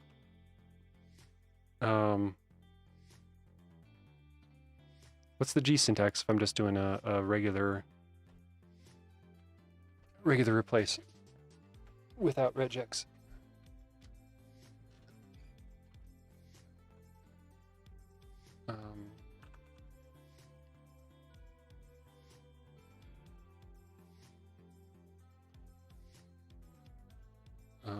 JS replace all.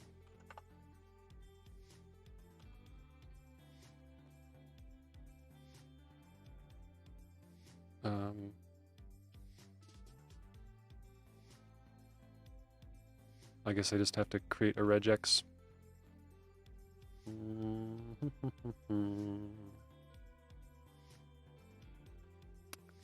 Could have sworn that replace all was a thing. Yeah, it was my other, it was this code that was erroring out. Okay, yeah, replace all worked. Because it's here and here. Whereas before, yeah, okay. So replace all works. I can't remember what year replace all came in or how new it is. I remember it not being a thing, and now it is a thing. Replace all. Size semicolon with size.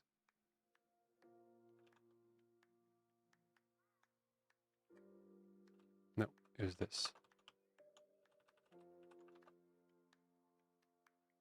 Okay, and now, because we added that, we now have a replace. Whoa, whoa, whoa, whoa.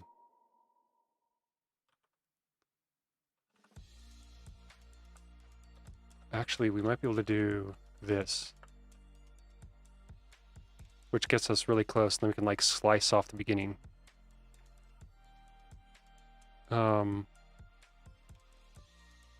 So we can slice off those first two characters. There's a comma in there that we need to ditch.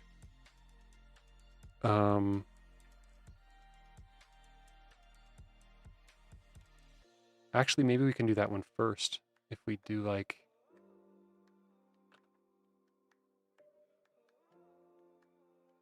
So we can find this. Replace all. Whoops. Single quotes. And we want to replace that with a close object, open object, size.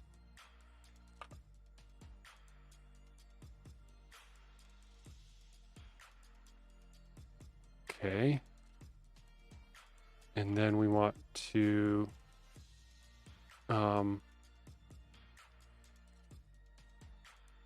is there like insert at beginning of string? I can't even remember. I guess you just wrap.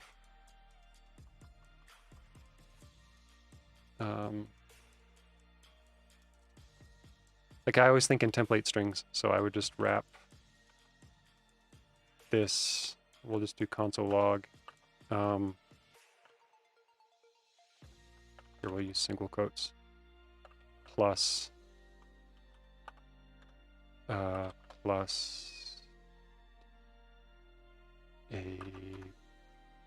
whoops. Okay, and then,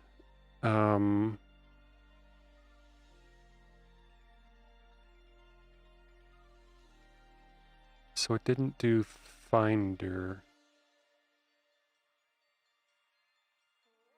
That's this line, right?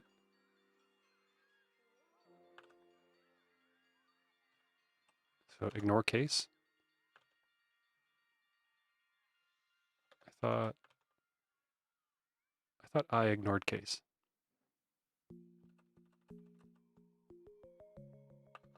Or uppercase word.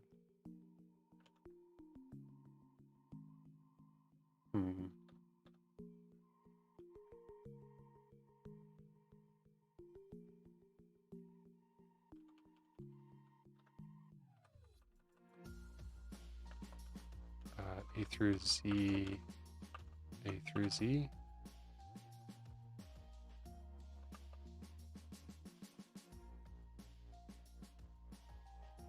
No.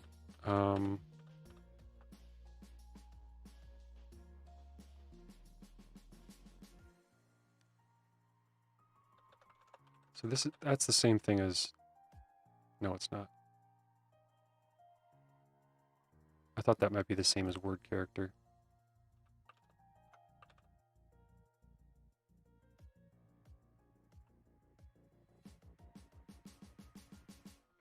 Why isn't that matching finder? And by finder I mean right here.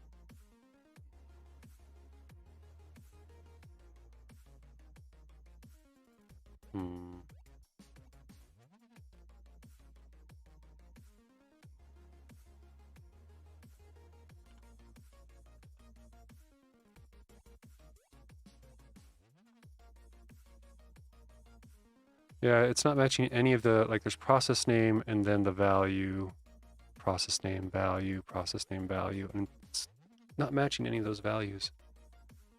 I imagine it has to do with the uppercase.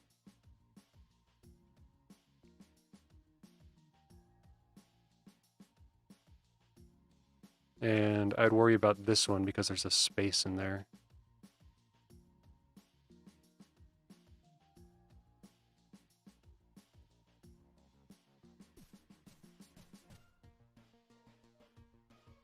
Oh yeah, it is the but that's okay. So I think if we duplicate this, and instead of up into the colon, we make it up into a comma, and replace with comma. Good find. Good find. Thank you. And I think we can turn this back to word character because that's the same thing. Okay, size, position.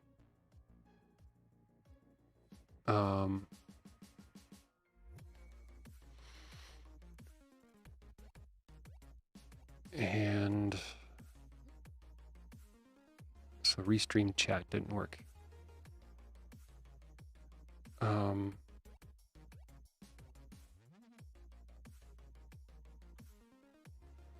So in this one, we have to account for white space. Let's see, what's the...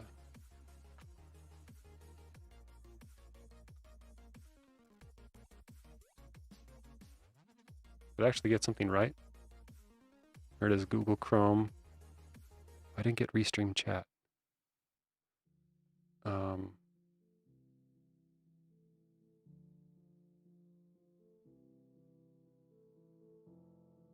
Oh, and then there's a dash in there. Ugh. Oh, and these negative numbers.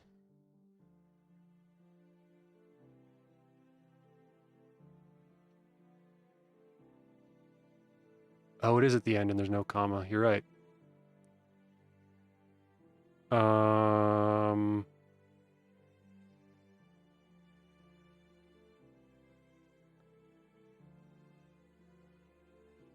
I was gonna put a comma right here, but that's too late.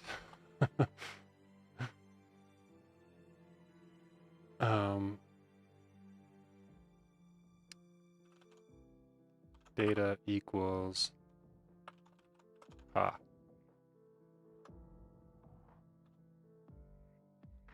that feels wrong.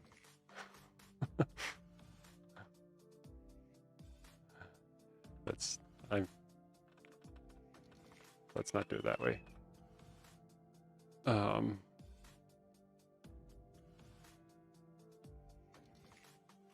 So we can do comma or curly brace.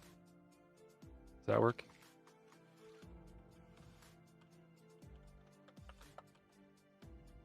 Comma, curly brace. Is that not the syntax for that?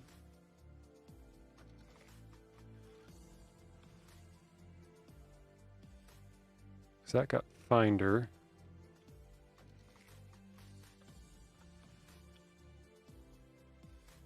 Google Chrome. Didn't get restream chat.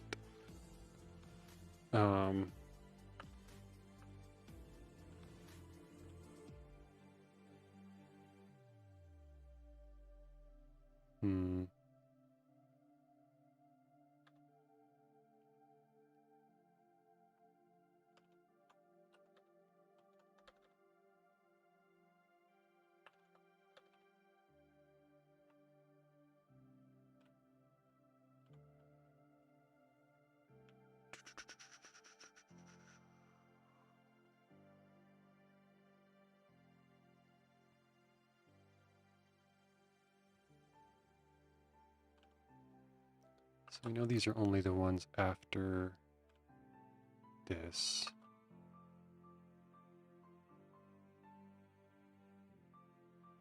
And then we can do like up until a let's say a not word digit or white space.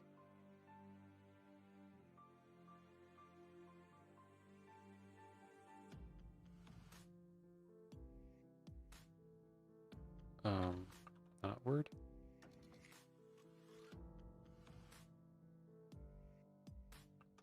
Or white space.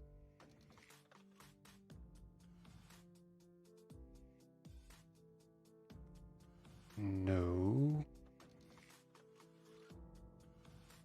Because now it's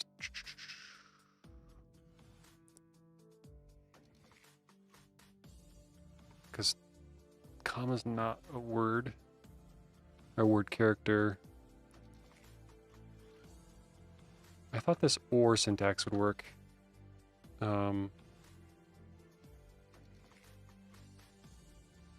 And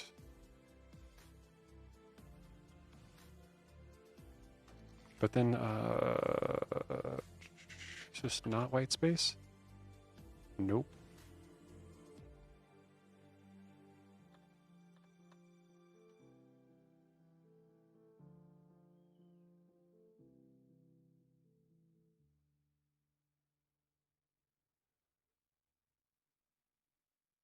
Okay, character, match until a character that's not a word character or a white space character.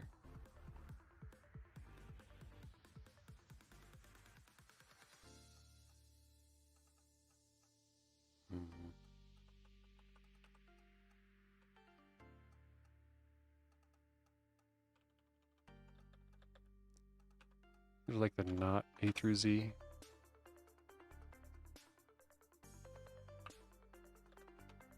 Yeah.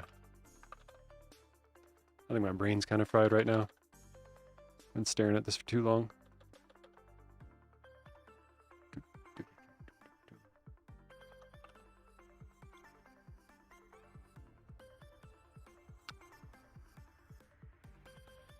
It's that white space throwing me off there.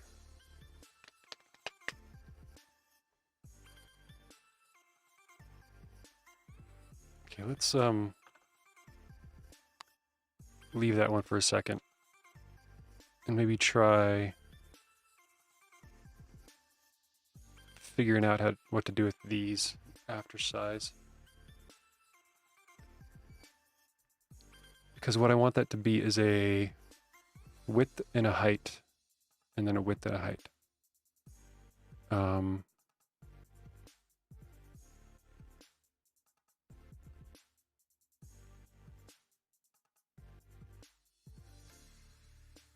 So I guess what I could do is, what I'm thinking is just kind of inserting array brackets around these, and then after I parse them into JSON, I could map them. Otherwise, that might get a bit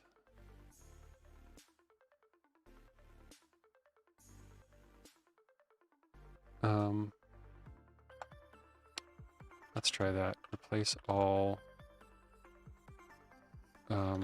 Actually, this might be regex.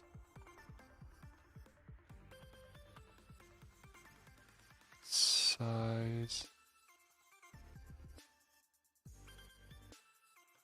No, we're doing quotes too. We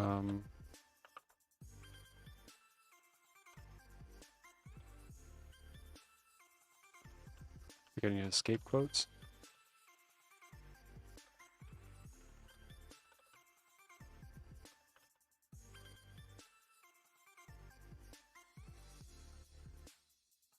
Why is that not even getting rid of size? Okay.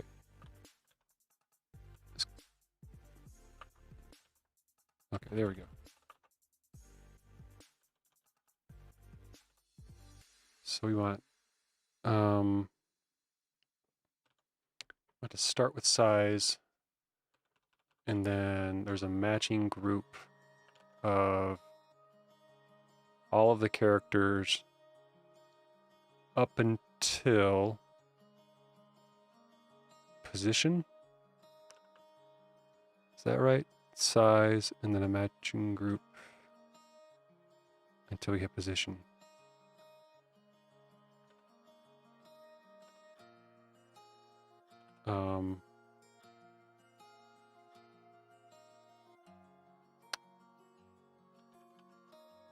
And I think we can actually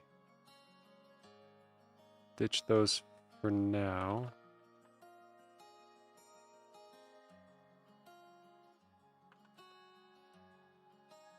And kind of do that in one pass.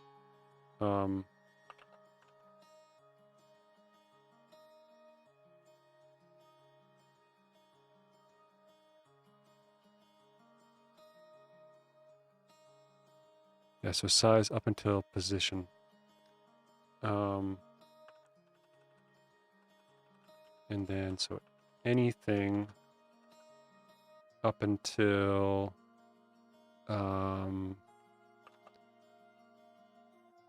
POS.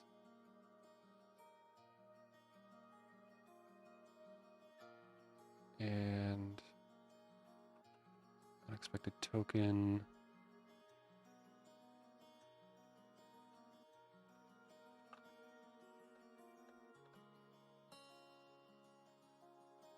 Where's the unexpected token?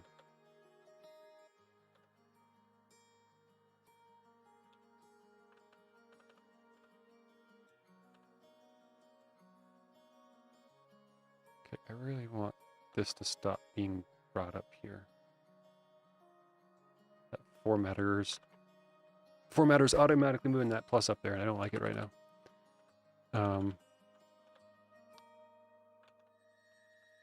Because it like automatically moved. Yeah, that's what was going on. The formatter got me. Because it's not this. There's no plus there. And then any character up until pos.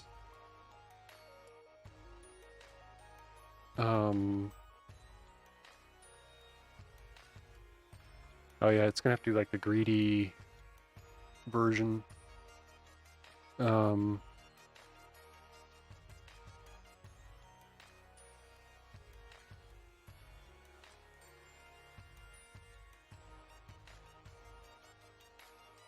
Which is this one. Okay, and then replace this with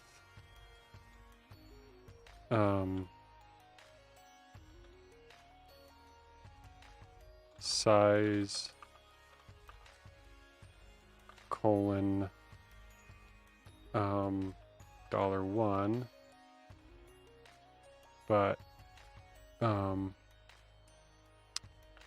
in brackets, and then pos. Is that missing a comma?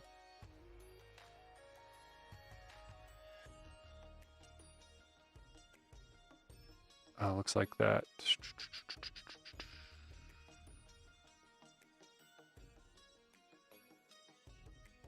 So that kind of worked. I think that, I don't know if that'll be valid, like trailing commas in,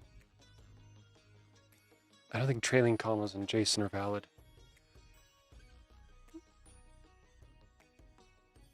So that might,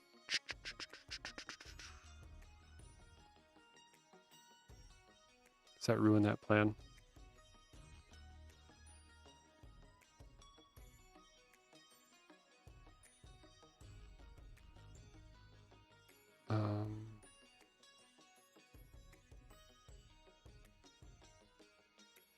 So not any character, but any Hey Robin, thanks for coming back. We need you. I was slowly breaking it into pieces where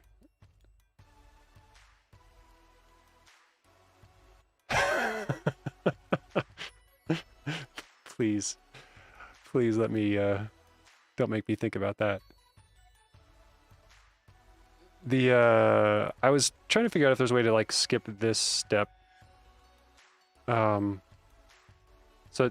there's two things. I was stuck on the wrapping this, like restream chat. And I thought I could do it where I'd find any characters, I'd start the group with a colon, and if they were word characters or space characters, up until a non-word character, but that got me to about here because a space is a non-word character. So I was trying to figure out if there's a way to do like a non-word character or something.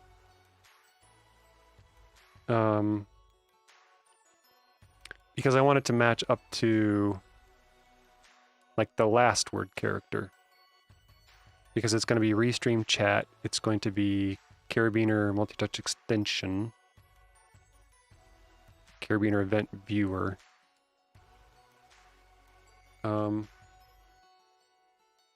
Or do I have the curly braces in at that point?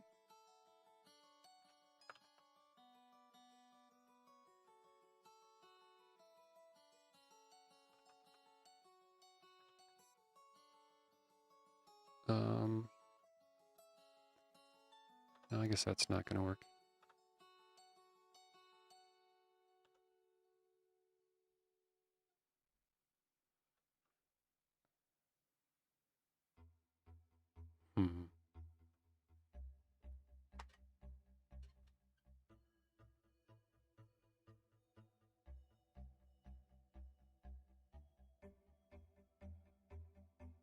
Is that, do those require commas?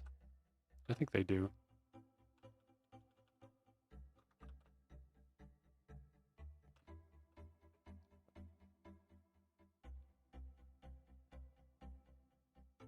I'm gonna bring this.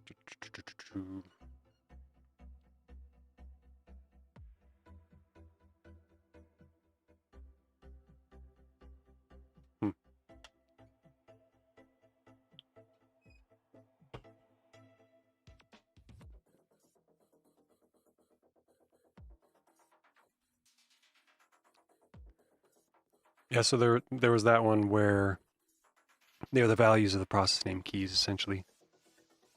You know, which makes me think that I could find process name. I could start by searching for process name and find a process name colon, find any characters between that and a. Oh, does Jordan come in as the today's hero?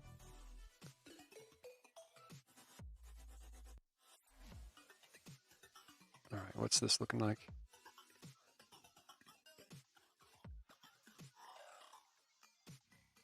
Okay, so you're splitting on size, so you're kind of like grouping them into objects.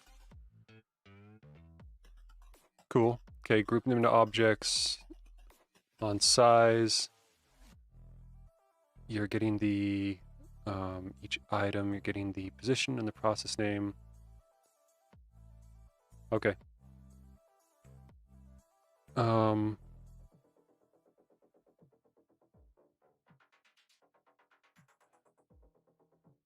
So none of this is relevant anymore, right? Yeah. I gotcha.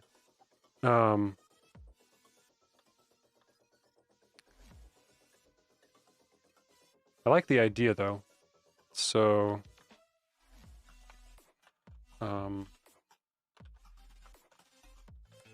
it's always good to like try a couple different angles. So something like you were thinking along these lines. And then we could like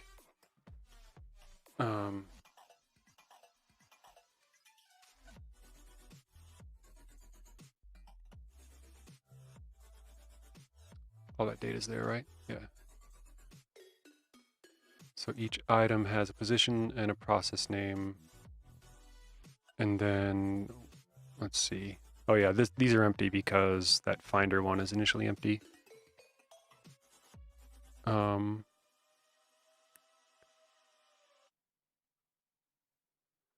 So yeah, we definitely filter out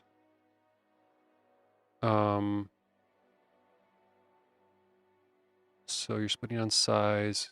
We would want to filter ones where position is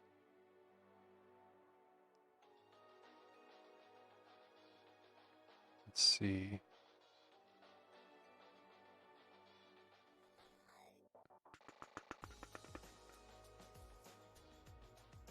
split on size. We could filter on anything that starts with a comma, I think.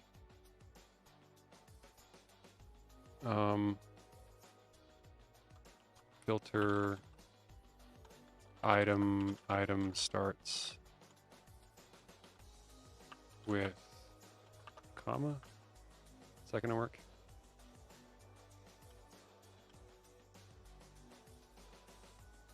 So finder, position finder.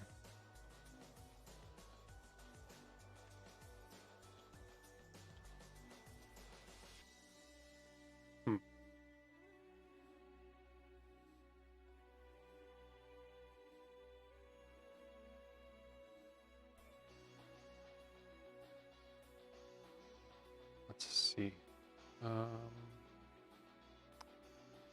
me just look at the items real quick.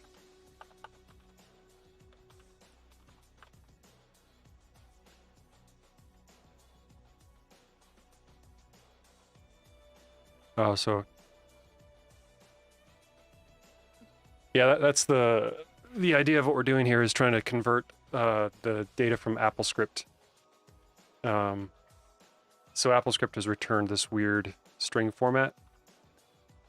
We initially thought it was going to be this, but now it's just this string format which we need to parse into JSON. So that's what we're attempting to do, and we have a couple approaches going where one is essentially a whole bunch of string replacements, like treating size as keys and position as keys, and finding the characters after them and splitting them up and replacing. Or there's Jordan's approach where we can split all the items by size and then treat each of those individual strings, which we can manipulate. That way we wouldn't have to worry so much about working with the entire string at the same time.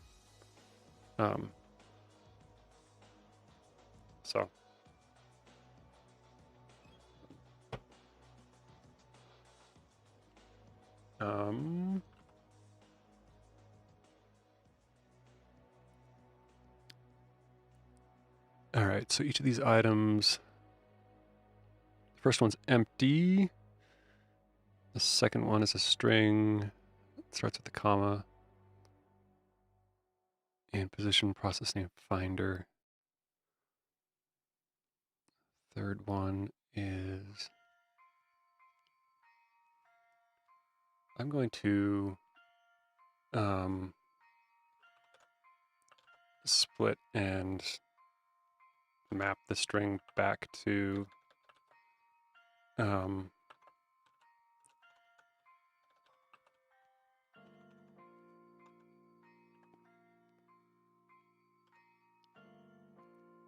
just so it, like, without the size there, I was kind of reading that strangely.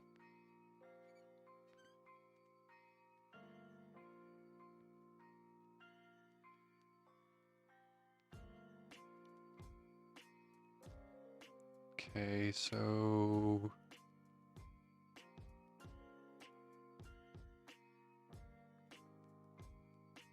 I mean, we can filter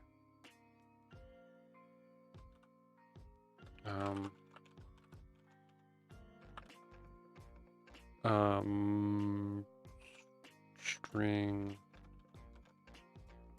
starts with size, comma.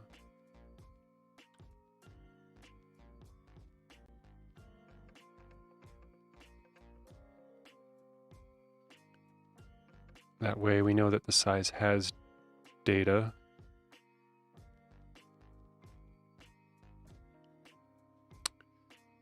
And now we just have a bunch of individual strings. And we can, and at this point we're kind of doing similar replacements, like we'd map and replace. But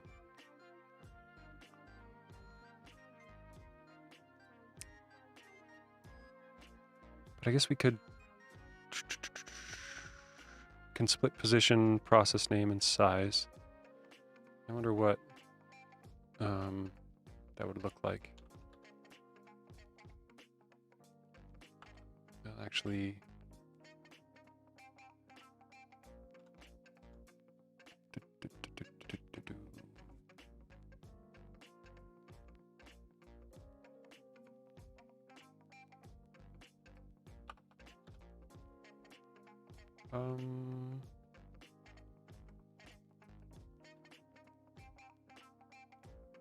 We don't need the first one.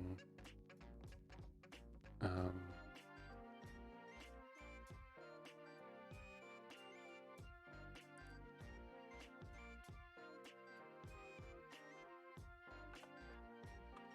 think this will get rid of the first one.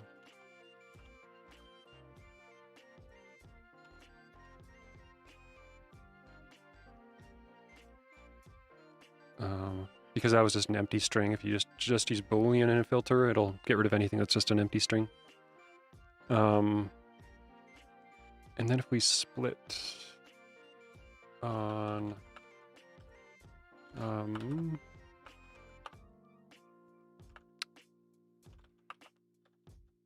let's do string split on size. And then like if we return like the second item, unexpected token. Sometimes these auto formatting, I should turn off the semicolons or something. Okay.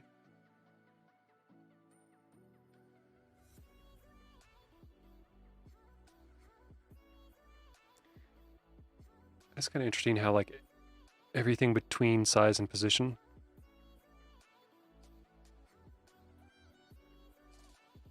is the size.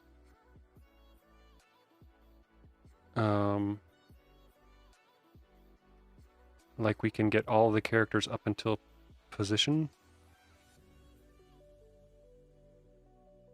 So, say for example,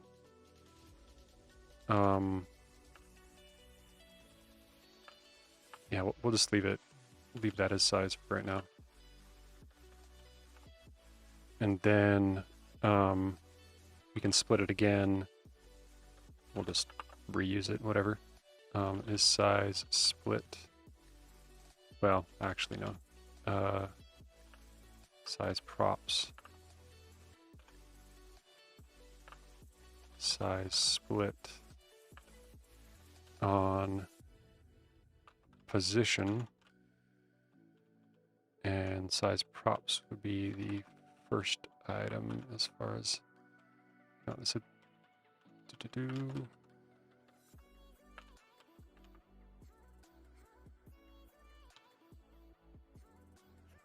so there's all the size props, and turning this into an object would look something like size props. Oh, size props 0. Or I guess we can do grab the first one like that.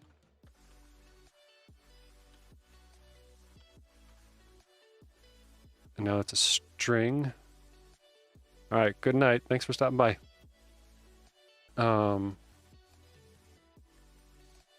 So that's a string, and now we can split that on commas.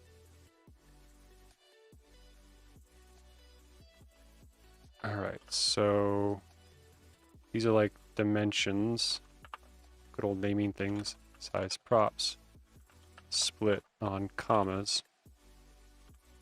And now,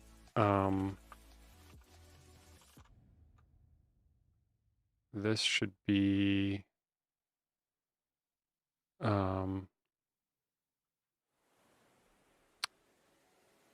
let's filter out empty strings and also num trim any extra white space. Oh, whoops. We'll move this one down. Stupid semicolons. I always get into my business.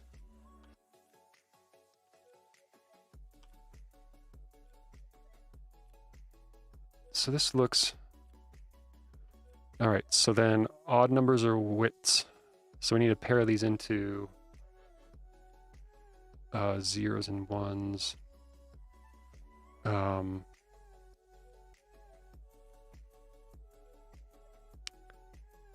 I guess this is a reduce here, huh?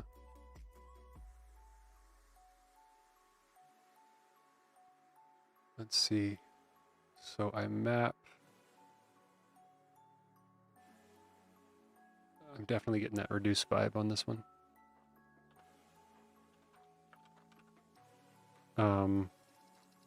Because we need this to be an array of objects. And if it's the first one and the third one, let's see.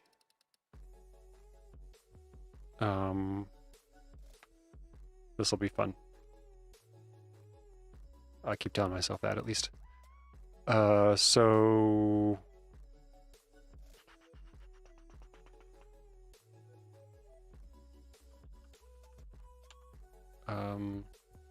accumulator, we'll check the length of the accumulator.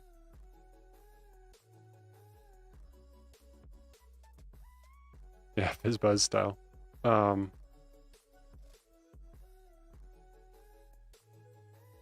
So this is going to be something like accumulator length, and like in the 0 position,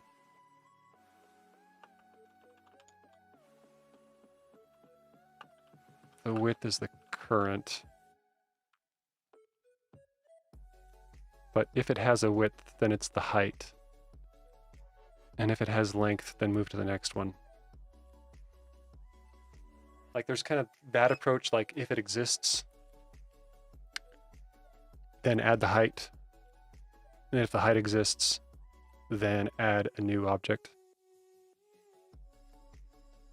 There's also like the modulus approach where we could find the odd numbers and the even numbers. And then that might be easier actually. Because this is the index. So let's see. Good old modulus stuff. Let's see. Actual index is the index.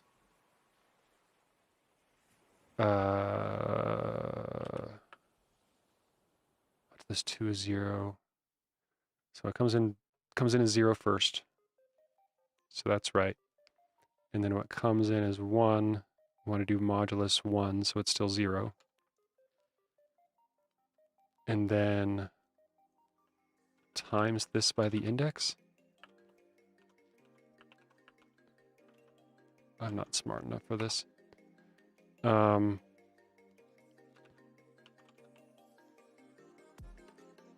That just gave me a bunch of zeros.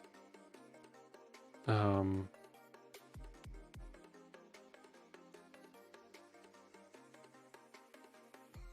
it's that. Oh, that's right.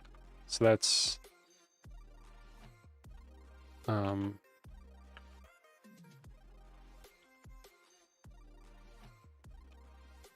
but I want this to be a number. So when it's 0, I want it to be 0. Like the idea is when I is 0, I want the index to be 0. When I is 1, I want the index to be 0. When I is 2, I want the index to be 1. So I guess it's just always divided by 2. Huh. Like math floor divided by 2. Did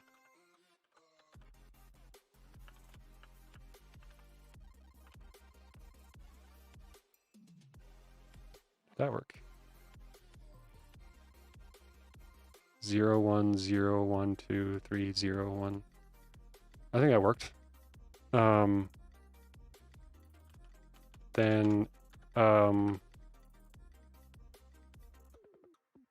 but yeah, for what you wrote is gonna help me decide whether to add the width or the height. Right. Or I guess I could just see if width exists. My brain hurts.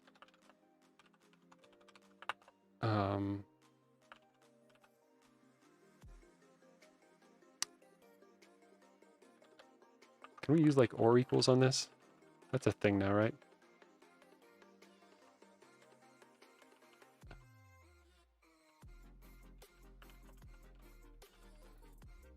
That's JavaScript. Yeah, I don't know what I'm doing.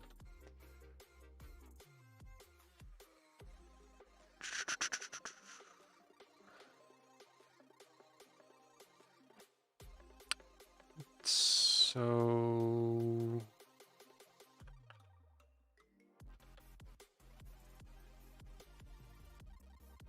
yeah, that's if yeah, like you said, this modulus is not equals 0.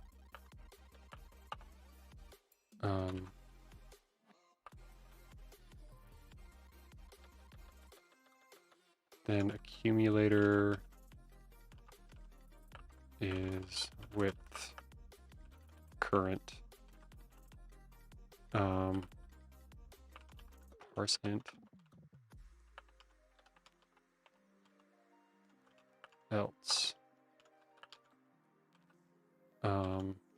Whoops, accumulator index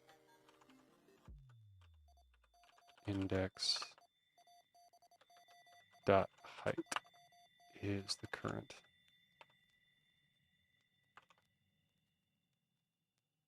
What's that complain about? Oh, triple negative equals. Oh,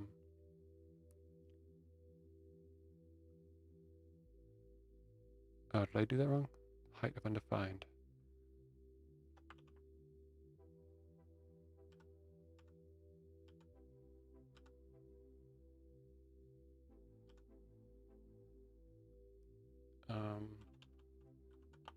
Let's do num parse int current.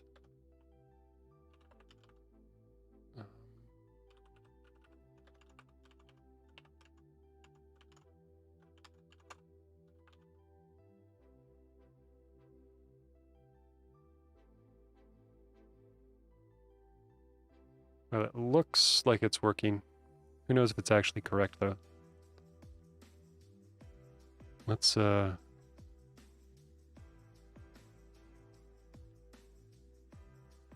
swear some of these were negative numbers.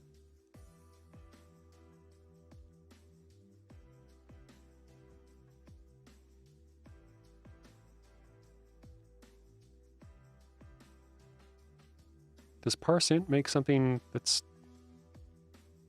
negative, positive?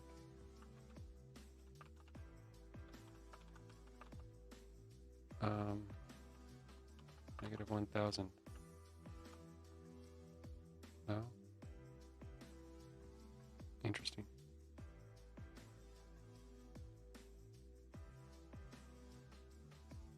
Where's all of my negatives?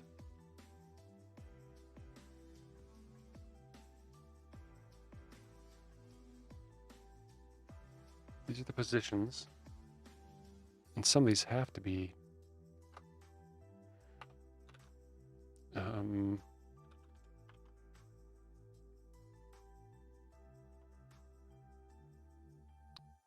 nothing, huh?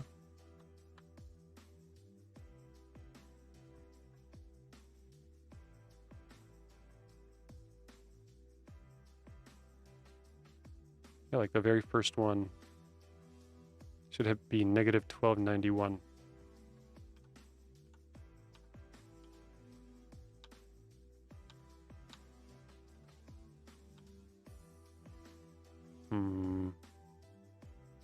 Something's fishy. Am I getting, oh, I'm getting the sizes. not the positions. I split, oh, that's right. I saw the word position and was thinking that was wrong. Okay. This is correct because these are sizes and a size would never be negative unless your window is like inverted somehow.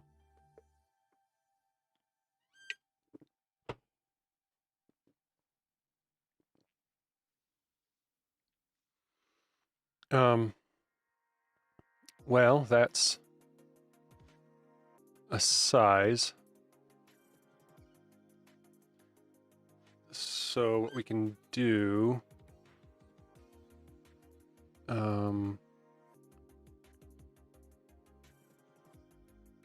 is like extract this out and call this like const get dimension or get size.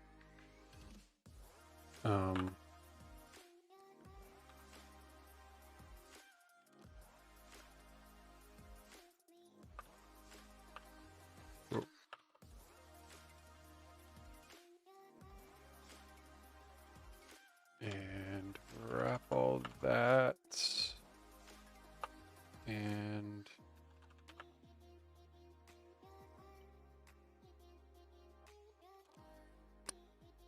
oh, that's the string. Actually, let's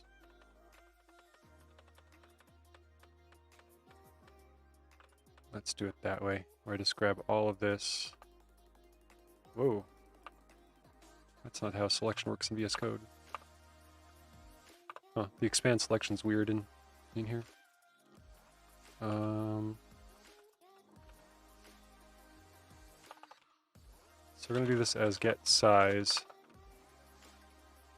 And then we can still use that same thing. And we'll say size, let's get size from the string. Well, no, because I don't want the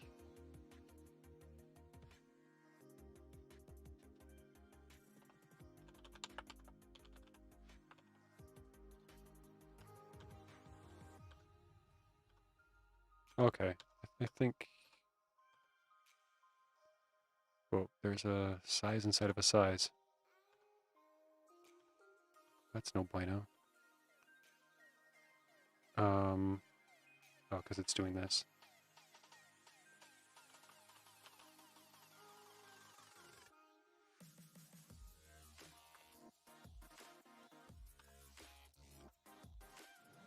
Okay. And then we can start writing the other functions, which will be a little similar.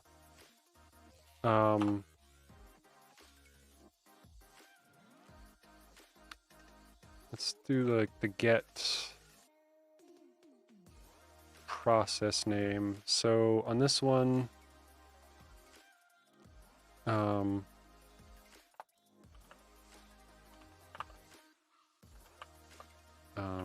get name from the string. And the idea is this and the string. And right now let's just return Chrome or something.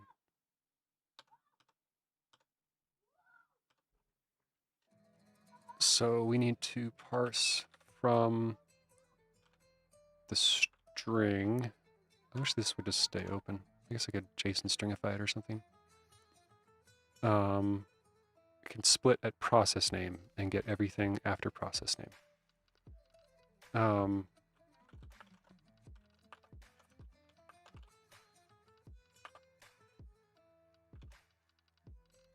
Process name. Actually, let's put this in a few lines here.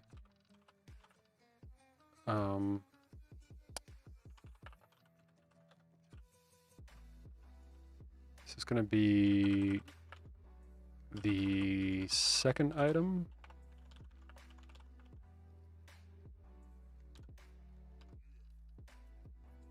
And then they all have commas after it, except for that one. So we can just replace.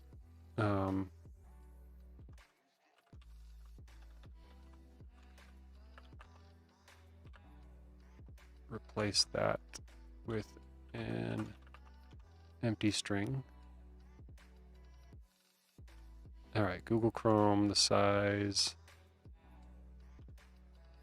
iTerm2, script editor. That looks good. So let's just kind of copy this. Actually, this might be fairly similar. Let's try this one for get position. And we'll say let position get position.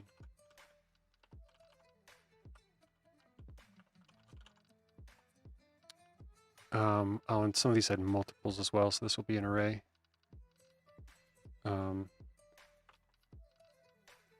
So right now, the position is the same as the size, which is definitely not what we want.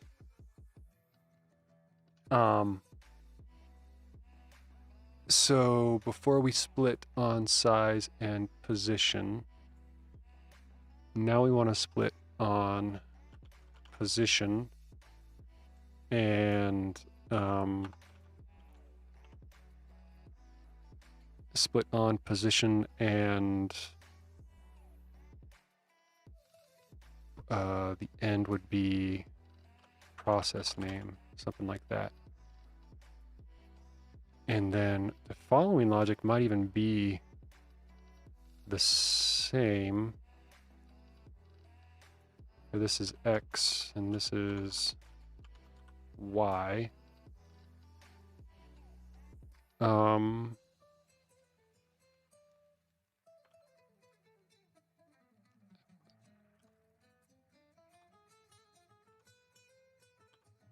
Huh.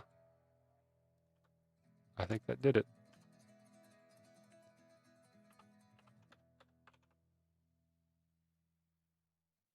All right, who's proud of me? I'm proud of me. I know that much. So Google Chrome is 1734 by 1000. That sounds about right. I have no idea. Oh, that's the other instance of Google Chrome, which is down on my other window. Position is -1291. I wonder where they base that off of. Let me make sure that's what. Okay, Google Chrome, -1291 and 1793. -1291 and 1793. Okay.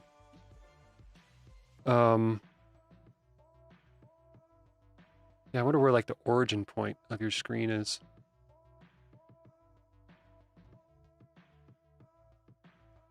Okay, before I do anything with this, I'm gonna fork this.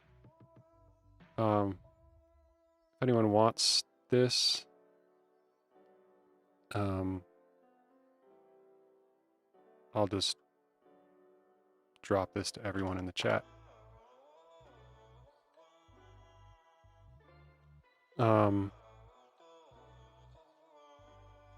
And let's see.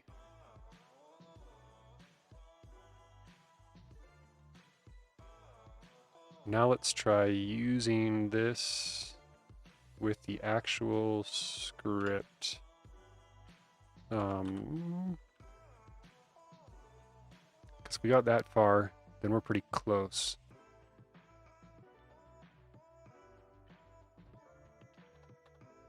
Get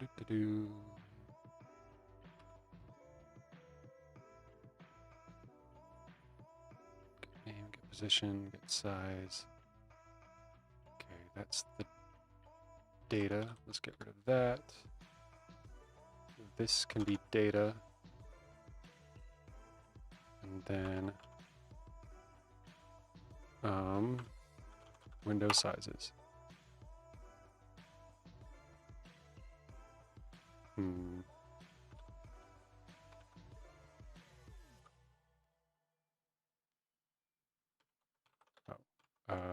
Items.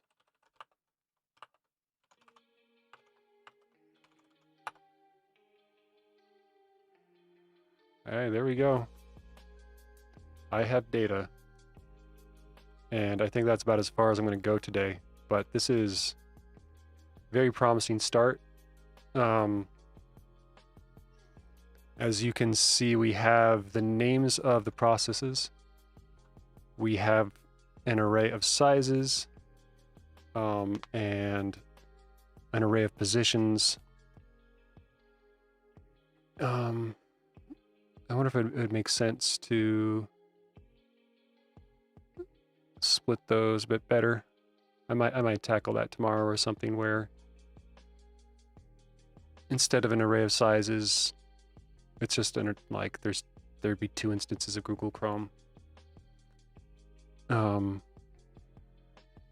have to think about that one. I'll probably dream about that tonight. Why is there a return character in Restream chat? All right, Robin, let's see. Are you going on a regex expedition?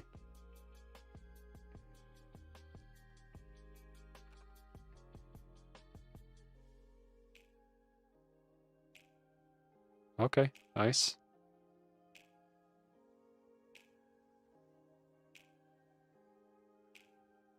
So replace, so these would be the values, digits and white space, then a comma. Oh, that's for the negatives, whoops.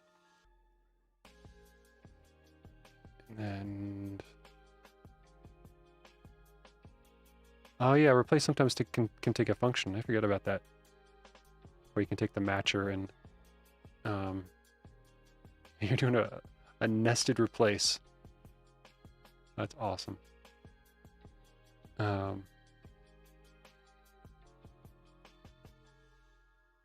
So that would be the separators, and then you're replacing that with a pipe. And you're using the pipe to split later. Okay.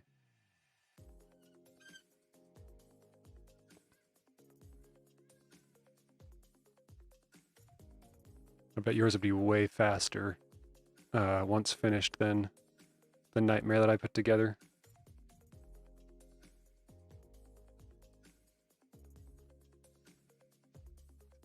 It's interesting how close these two were. I mean, essentially the same function, just split on different. I guess I could extract these into arguments and reuse it, but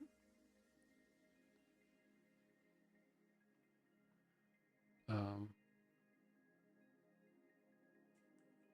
okay, you split them into lines, keys and values. I like how this reads for sure. I like the idea of having lines split into key and values.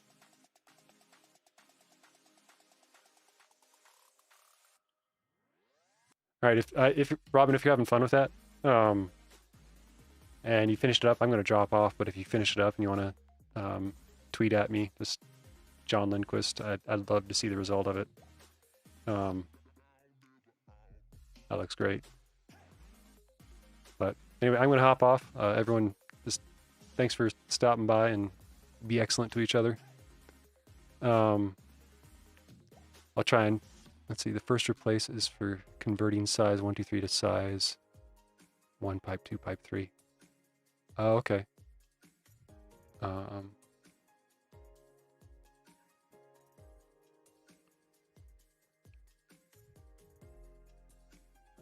right. My wife is texting me saying that it's time to go eat dinner. Cool. Have a good night, everyone. See ya.